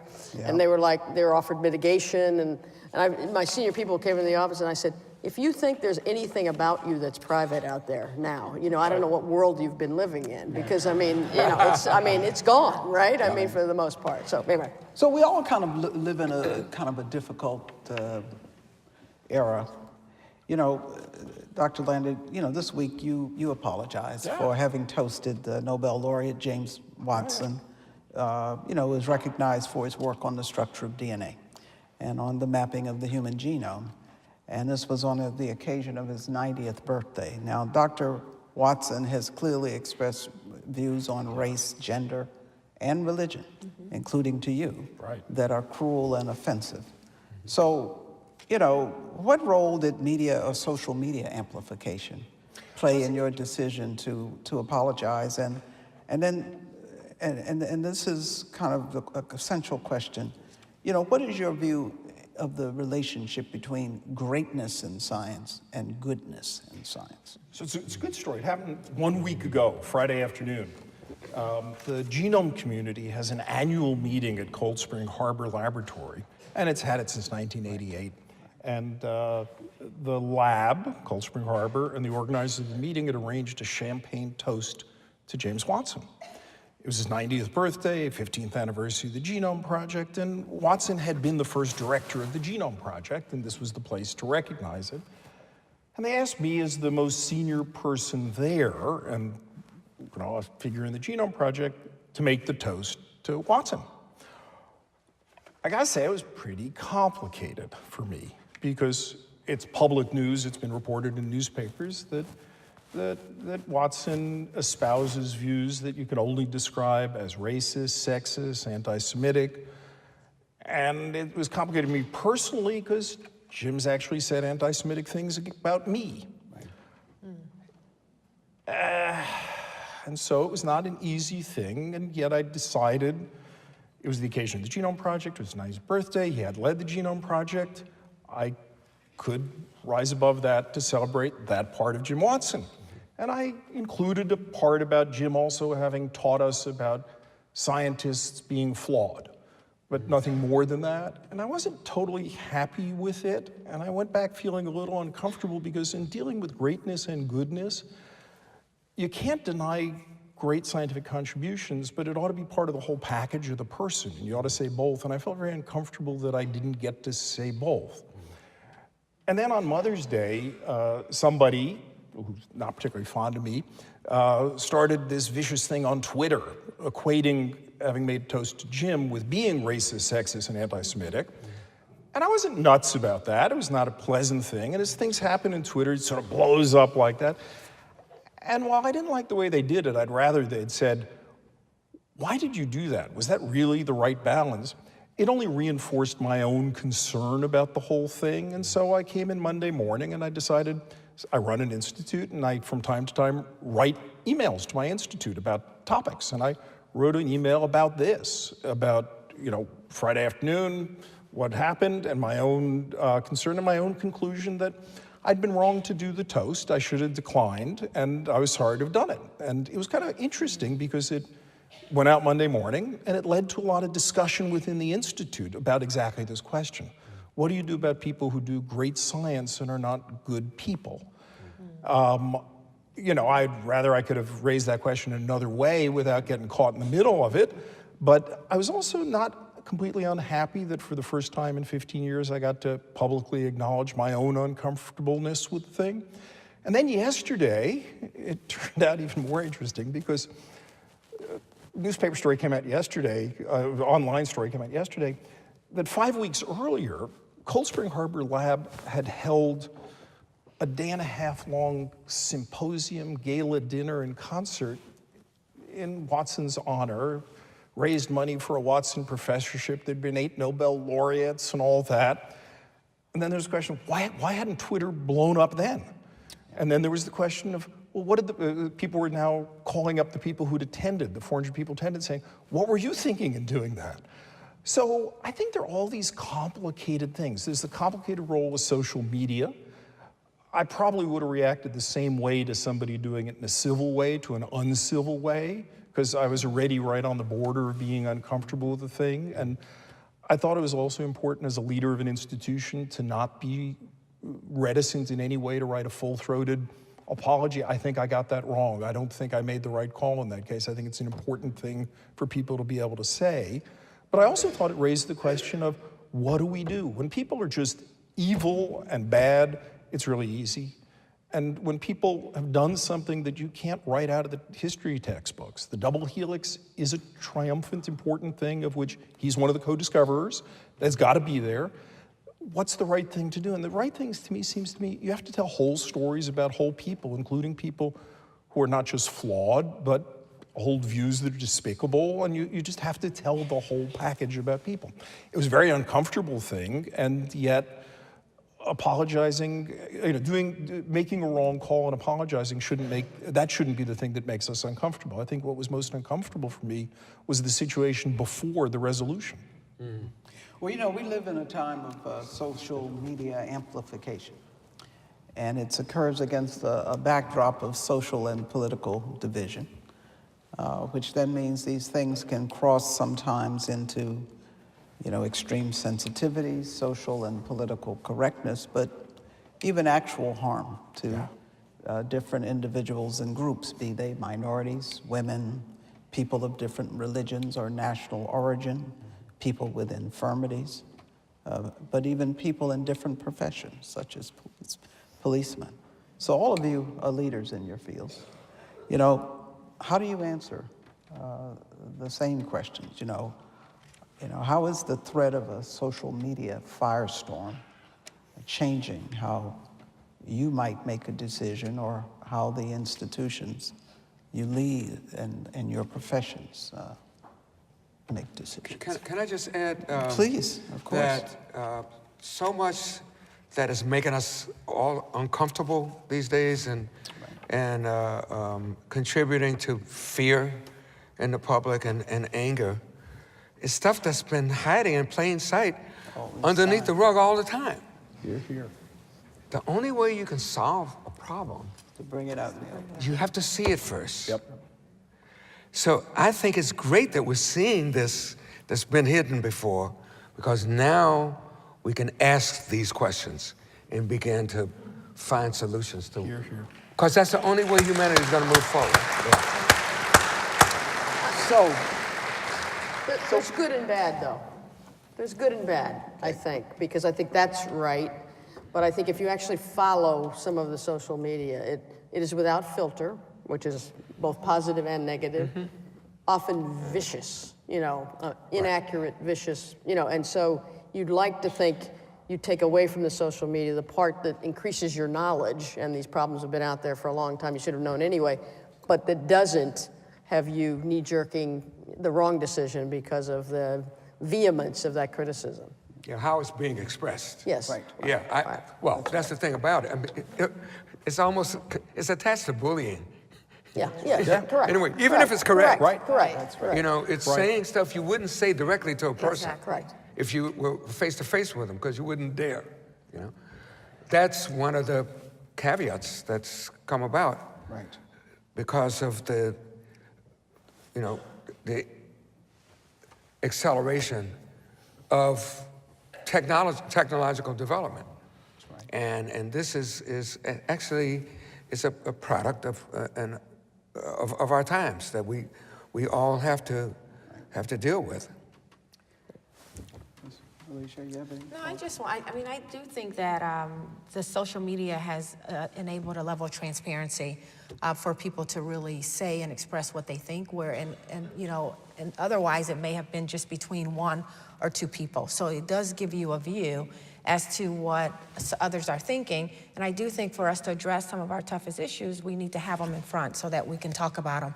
But I do think there's a lot of bullying, and I know there's a lot of bullying that happens through social media, and it happens at all ages, right? And I think about my sons, they're 12 and 15, so they're growing up. This is all they know. They grow up in an era where social media is there, they share everything, they communicate everything, and so it's just how do you then take that to where it can lead to something positive? How do you take that where it can lead to us as a society being better? I think that's the question, because it's not going to go away, and we're not going to send etiquette or rules around social media and people are going to follow them. You're always going to have those people that feel unleashed and they feel that they can say anything because they have that ability to hide.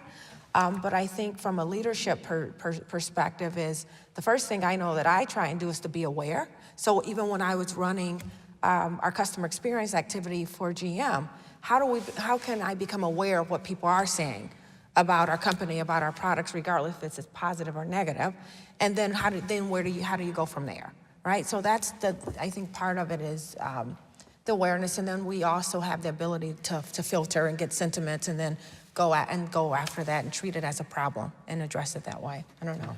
Well, as a leader of a university, but any institution, I think there are two kinds of consequences that one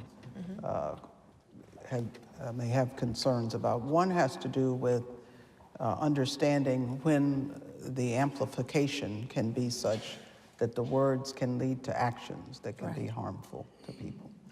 The second is a self-discernment issue, where people increasingly are understanding, but they don't always appreciate it at an earlier stage in their lives, that what's out there digitally never disappears. And so there are consequences for people. Let's take just a couple questions from the audience, because this has been a great discussion, but we do want to give those of you who've been so patient, a chance to ask our honorands here a couple of questions. Please. Anyone? Don't be shy. Yeah. I'd like to ask a question that really takes the discussion to a more fundamental level. So if you're in the place of one of our people who are going to graduate tomorrow, I think there are a couple... Can you Excuse me? we can't totally hear you. All right. I'd like to take the discussion to a more fundamental level for the graduates tomorrow. And if, from their perspective, a couple of things to take away from this discussion is that, you've all been very successful, and to one extent or another, you've all changed paths at some time and have all recognized when that change took place. But in pursuing that kind of change, one has to argue for themselves to get permission to do it, or articulate very well what your theory is so that you can make the change. You're all very articulate. People who are just graduating from a university, this one or any other, especially in a STEM field, they know a lot about the science, the engineering, whatever it is they're learning. They do not necessarily, and I think generally do not, have your level of ability to present for themselves. So I think this question addressed to you, but particularly Alicia Boler Davis, to you, because I think the change you made probably relates better to what our graduates are going to face. How did you develop the ability to present what you wanted to do and tell people that you wanted to do something that maybe is not what your chemical engineering degree trained you for? Well, I think part of it is, just trying to be true to what my interests were. By the time I had come to General Motors, I had worked at 2 other companies, right? And so by that time, I had some level of confidence that I was doing a good job, that I was a good employee, that I was valuable. I had received feedback from my leadership that they thought I had potential. And so I think that gave me some confidence in being able to express what areas I thought I could contribute at the highest level, because it was something that I was very, very interested in. And so I didn't ask for permission. I thought it was my right, it was my responsibility to be true to myself, but I also thought it would bring value to the company by me working in an area where I felt that I could contribute the most and that I thought I could grow the most. And so I would just tell the graduates to, you don't have to know today what you want to do 20 years from now. But be in tune, listen to your heart, know what you do that brings you where you're passionate, where you're happy, where you're thriving, where you're building upon strengths, and then have the courage to continue to pursue that. And that's what I tell you, is just to really follow that, and that's what I did, and it worked out. I was also prepared, if it wasn't going to be GM, I was prepared to do something different, right? Because I was confident that I could also bring value somewhere else if it didn't work out there. So I think that's what, I didn't think it was, I didn't think much about it, because it was so important to me to work and do the things that I was passionate about. That's it. Yep. Okay. Yes, Michael.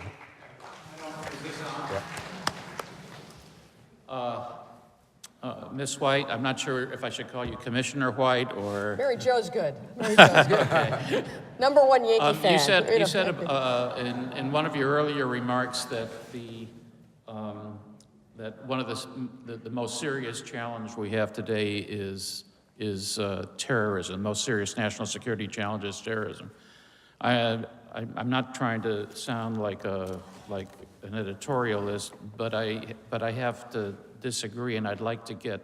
You've touched on what I'm about to say a little bit, but I'd like to hear more about it. I think the most serious challenge today is a term that I got introduced to by people at the Rand Corporation called truth decay, where different people, we're so polarized. People on one side talk to people who they agree with, people on the other side talk to people who they agree with. The people on this side have their set of facts that are totally counter to the people on this side who have their set of facts. And it's not because of this administration. This has been going on, for the last decade and a half at least. How do you counter that? How do you bring, how do you solve truth decay, if you will? And it's not just directed to you. It's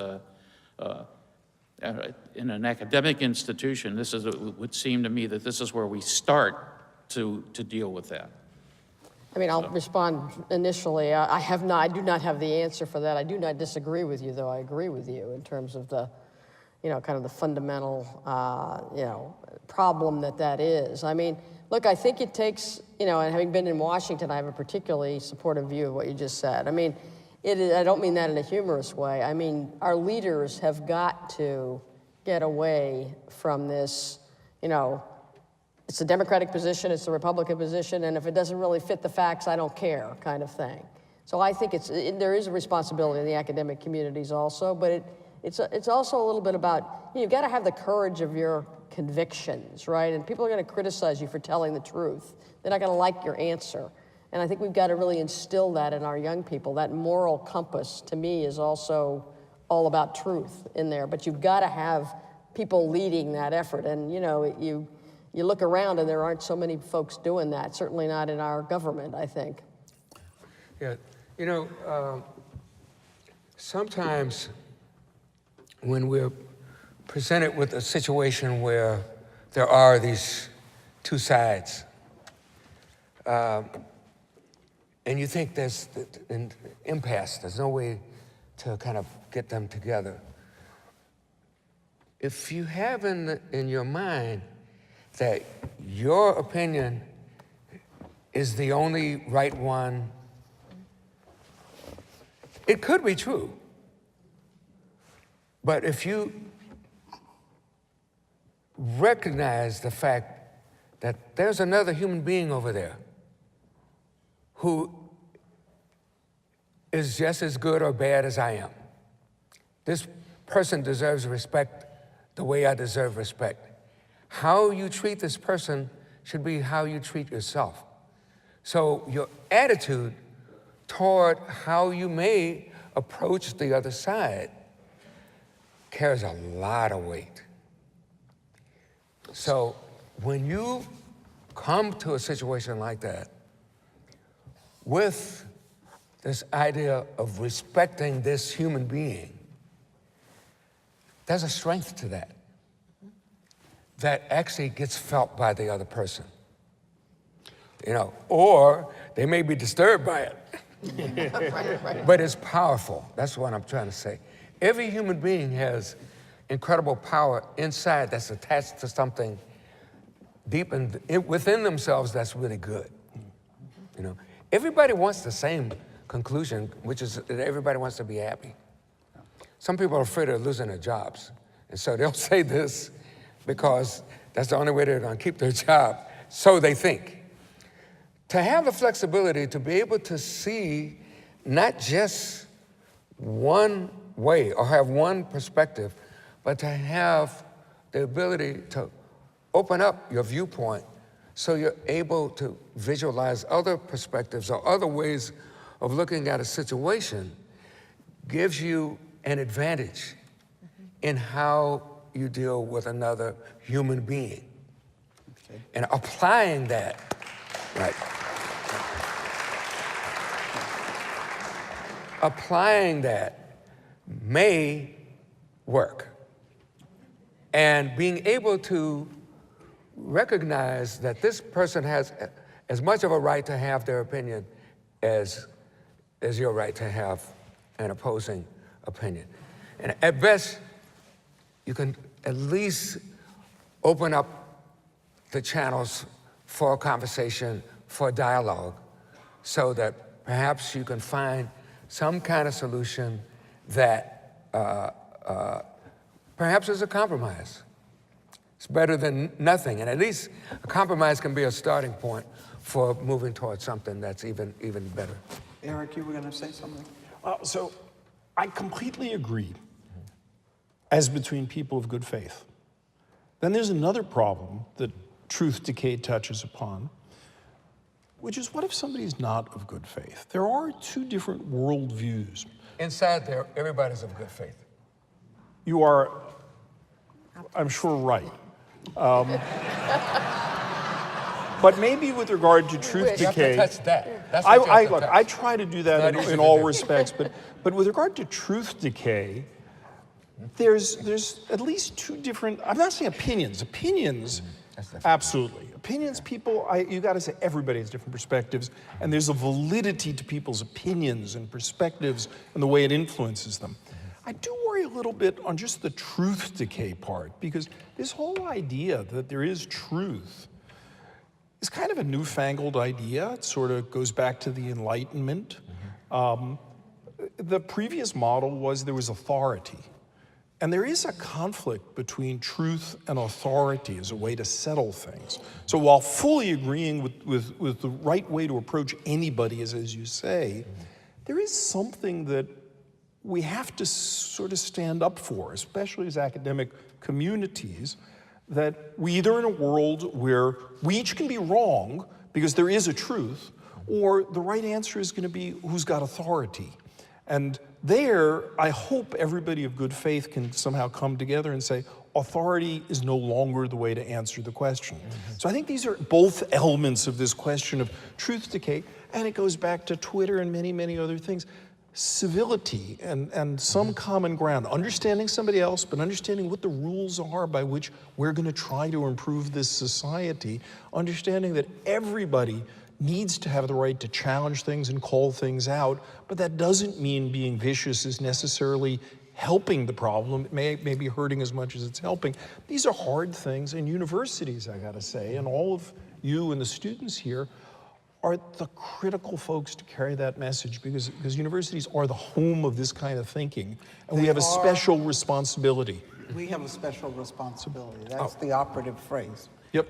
Which is why I believe so strongly in residentially based higher education. That's not to say everyone has that opportunity and privilege, but it both can force the issue of people talking face to face and offer the opportunity for them to do that. And this is one of the real last chances one has before they go off to do whatever they do. Having said that, let me hear from this young lady who looks like one of our students. I am. I'm actually a biomedical engineering Ph.D. student here at RPI. I wanted to thank you all for coming here and speaking to us. I think you've said a lot of really thought-provoking things. And I think it's great that our topic is about transcending borders. And my question is directed mainly at Dr. Lander. So I sort of feel, I really liked what you said about how important it is for us as scientists to rebuild public trust. And I think about how communities, like here at RPI and scientific communities, we're really good at coming together, solving problems together, creating these environments that are really conducive to learning and innovation. But I think one of the downsides in some of these communities has been isolation from the non-scientific community. And it's created this divide where we value ourselves, but the non-scientific community doesn't value the same things that we do. And there's a huge miscommunication. And, you know, I think the scientific community has started to recognize that in the past year. We have more science marches and all of that because of the new administration. But my real question to you is, how do we really rebuild trust? Knowing that just building these homogenous communities really isn't enough. Like if you think about a scientific march, who's going to go to them? Other scientists, right. You know? So I really want to hear what your ideas are on how we can transcend this barrier right here between us and the non-scientific community. What a great question. So But I'm fast gonna say, answer. don't go away. I'm going to say, here I am totally with Herbie, that step one is learning to listen. We are pretty confident in our own knowledge and experience, and we're experts and things like that. And sometimes it makes you less willing to admit that you're ignorant about a lot of things, and you've got to listen to other people. There's a really interesting lesson in a project that some folks in the Broad community have started called Count Me In. It's a patient-partnered research project. It started with metastatic breast cancer, where it's hard to have a study with enough patients with metastatic breast cancer to really get significant findings. And they tried to do that at one hospital and didn't get enough. And eventually, the idea was hit upon to do this as an open thing across the whole country for patients anywhere to truly become partners in the research. And they started out planning this project. And rather than launching the project, they got 13 groups that work in metastatic breast cancer to join in to plan the project. Patients, patient advocates, patient partners. First thing they said was, we hate your website design. It's got this patient with a doctor that we don't want to see that. And they redesigned the website to a woman on top of a mountain in hiking boots. And then they redesigned all sorts of other parts of that. And we came to understand that we didn't know a lot of things. And then the project got launched together with a whole bunch of patients. And it's ended up recruiting almost 5,000 people, about 50 times more than had been gotten through the previous effort.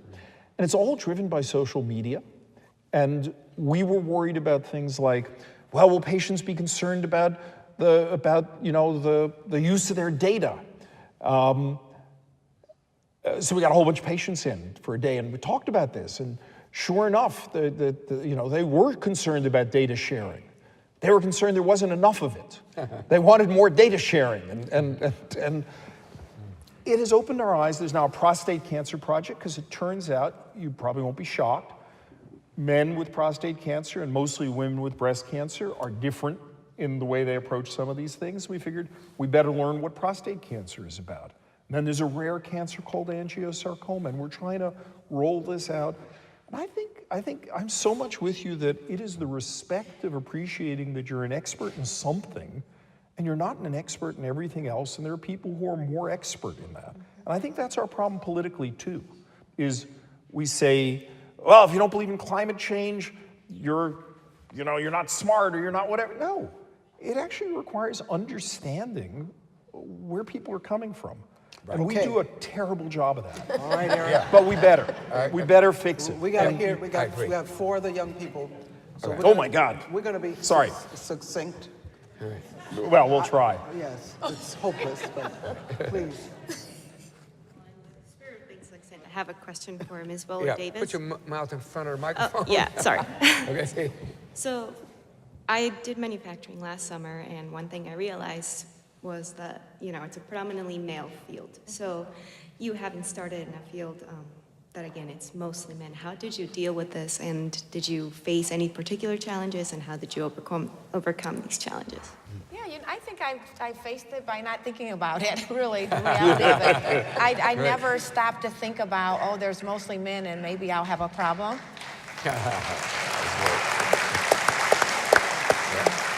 I just really focused on, this is where I want to be. I think I can make a difference, and how can I do this job better than anyone else? How can I make a difference here? And of course I face challenges. There's people who may not think I should be there for whatever reason, because I'm a woman. It used to be, well, are you an intern? I used to get that all the time. How old are you? And so I don't worry about that. I just really focus on, what can I do? What am I here to do? How can I do that to the best of my ability? And that absolutely makes a difference, because you will change people's minds, even if that's not what you're trying to do. And so I would just tell you to pursue your passion. And being the only one doesn't mean that you shouldn't be there, and it doesn't mean that you're not competent, and it doesn't mean that you're not capable. I think it gives you an opportunity to change minds and have an impact, and then be a role model for other people as well. Yeah. Please, over here. You can't walk in with a chip on your shoulder.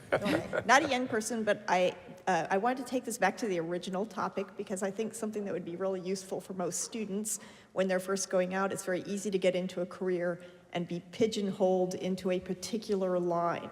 And each of you made a sometimes very significant transition, but nobody has actually mentioned the mentorship and who actually helped with that, because I think that is a key element to any kind of major change in a career. And I think it'd be really useful for a lot of these guys to know, or have in the back of their mind, how you actually accomplished that, or how other people helped you in terms of mentorship. So here's the contest. Who can answer this in 30 seconds? My wife and 2 fabulous scientists who are very kind to me made all the difference in everything. Great. Yeah. All the people I worked with when I was young and throughout my career, there have been certain ones that have really taken me under their wing, and it's on their shoulders that I stand today. I mean, one of the main ones in music was Miles Davis, and today my life mentor is Daisaku Ikeda, because of his humanitarian efforts. In my case, it basically, I said no 3 times to the 2 most important jobs I took, ultimately, because the person on the other end offering the job knew me better than I knew myself. So. Yeah. And I just say that you have to have mentors, and you have to have people that are doing the things that you want to do, and reach out and talk to them. Before I went to the plant, to manufacturing, I talked to several people about the environment. What can I expect? Any advice? And so that's really important, to learn from other people so that you can avoid some of the pitfalls. And sometimes you can have witting mentors, those who are deliberate about mentoring you. Yeah. And you can have unwitting mentors, those who model what you might want to do. And you can learn from each. We're going to take these last 3 questions, please. This is a question about confidence, more so than anything. Through high school, it was very easy for me to build confidence by looking at the stats other people had. And I discovered that at the end of the day, it made me really bitter, competitive, sure, but really bitter and angry at myself. And I'm trying to build myself up so that I have more confidence in myself. Where do you get your confidence from? That you know what you're doing at the end of the day is right, or that what you're doing is right, yeah. Okay, let's start with Alicia. I talked to some students earlier today, and I told them that confidence for me is something that is extremely important, has been really instrumental in my success, but it's not something that has been constant, right? There are times when I'm extremely confident, and then there's times in potentially new situations or threatening situations where I'm not as confident. And what keeps me going is really looking at my past successes, the things that I've been able to overcome, the successes that I have had, my friends that I have around me, or my supporters that will give me different suggestions or ways of approaching things. So I'd say that confidence is something for me that I have continued to build over the years, but it has been instrumental in my success. I just don't expect that I'm going to always feel confident. And those times when I'm not feeling as confident, then I start thinking and I'm more introspective around, well, why is this? Where's the source of this coming from? And then how do I overcome that? So I just tell you to continue to think about what you can do differently. How can you build your confidence, and really understanding what's making you feel less confident than you'd like to feel, and then go forward. Mm-hmm. Let me hear from this young lady, please. Thank you. Hi, I'm actually one of the family members, one of the Ph.D. candidates that's graduating this Saturday. And my question was actually for Ms. White. I work as a forensic accountant for KPMG, and most of my experience is in the anti-money laundering and counterterrorism financing space. And I guess my question was, I work in Australia, and as you may or may not know, Australia probably is a very young country, and our regulatory environment is one that's only just starting to get its footing in that space. And we often look up to the 2 main countries, being America and the UK, that have probably one of the most vicious and most proactive regulatory bodies out there in that space. And one of the questions that I have is, I suppose when I graduated and I was moving into this field, it's quite challenging to think that you will go on to solve some of the world's most challenging problems, such as terrorism. And the field, as we know it, is very reactive. And I guess because Australia is modeling its regulatory environment off of the US, I wanted to know what your opinion and advice was on how Australia could become a little bit more proactive versus reactive, and how confident are you in America's own methodology for terrorism financing, and how much confidence do you have in the government's ability to be proactive about something that is so reactive? Our methodologies in place, they're evolving slower than terrorism itself and the people who actually do it. Yeah, great questions. I'll be as quick as I can. First, I found in my experience with my counterparts when I was at the SEC, the Securities and Exchange Commission, to be very proactive, very open to, they taught us too, but our best ideas, really not only embracing them, but having the ability to legislatively bring them about. So I have a lot of positive vibrations for Australia in these spaces. In terms of our own countries, where are we in this? When all those terrorism cases I mentioned earlier were being done, the one thing we had almost none of was anti-money laundering and follow the money, right? Which is, I mean, you're basically trying to combat something with both your legs and arms tied behind your back when you do that. We have come legions forward in that.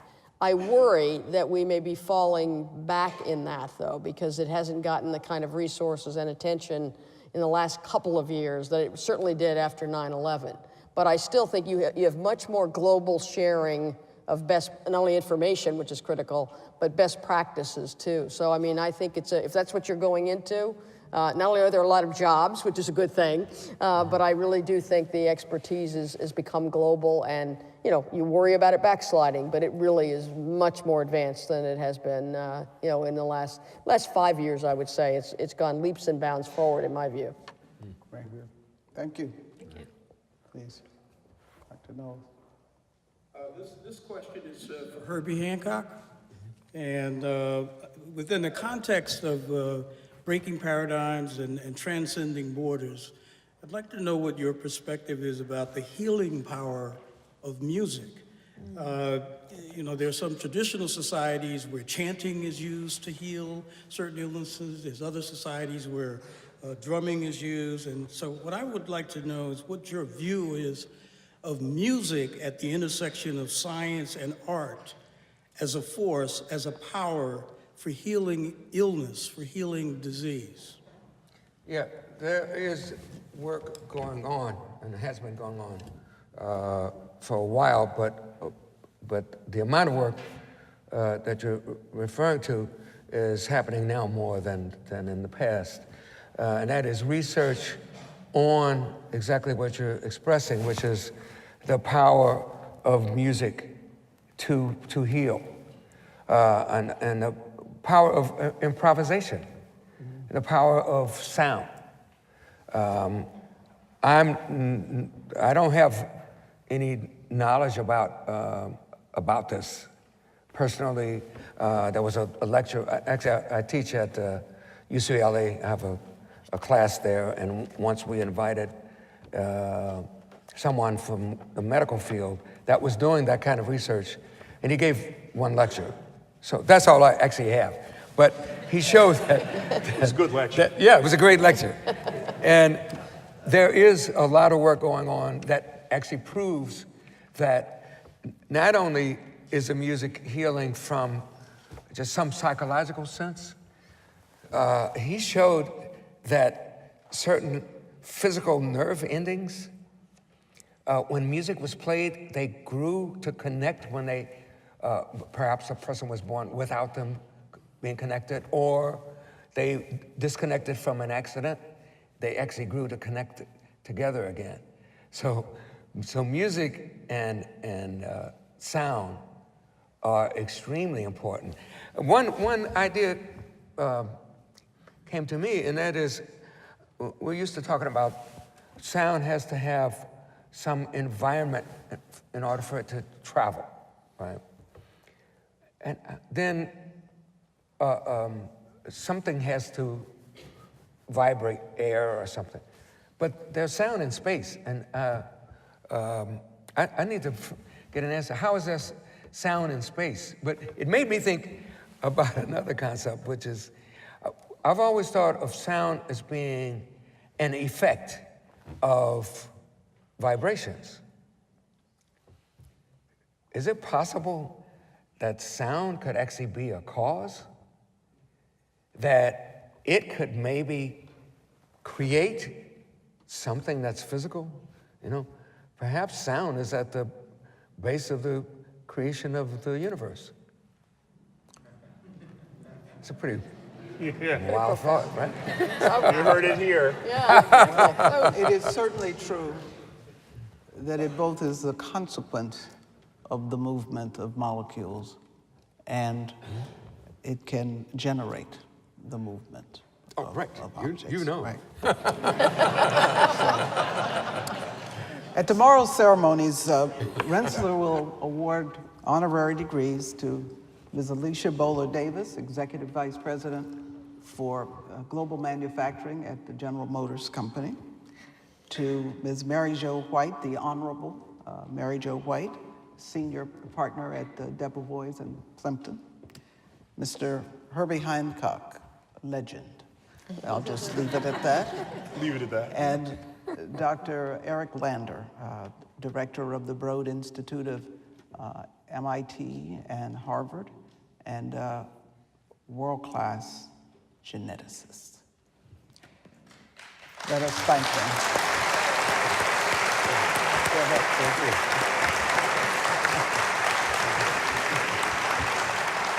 But as I like to say, people make the party, and we would not have had the great discussion without all of you. Thank you very much. And there's a reception in Evelyn's Cafe.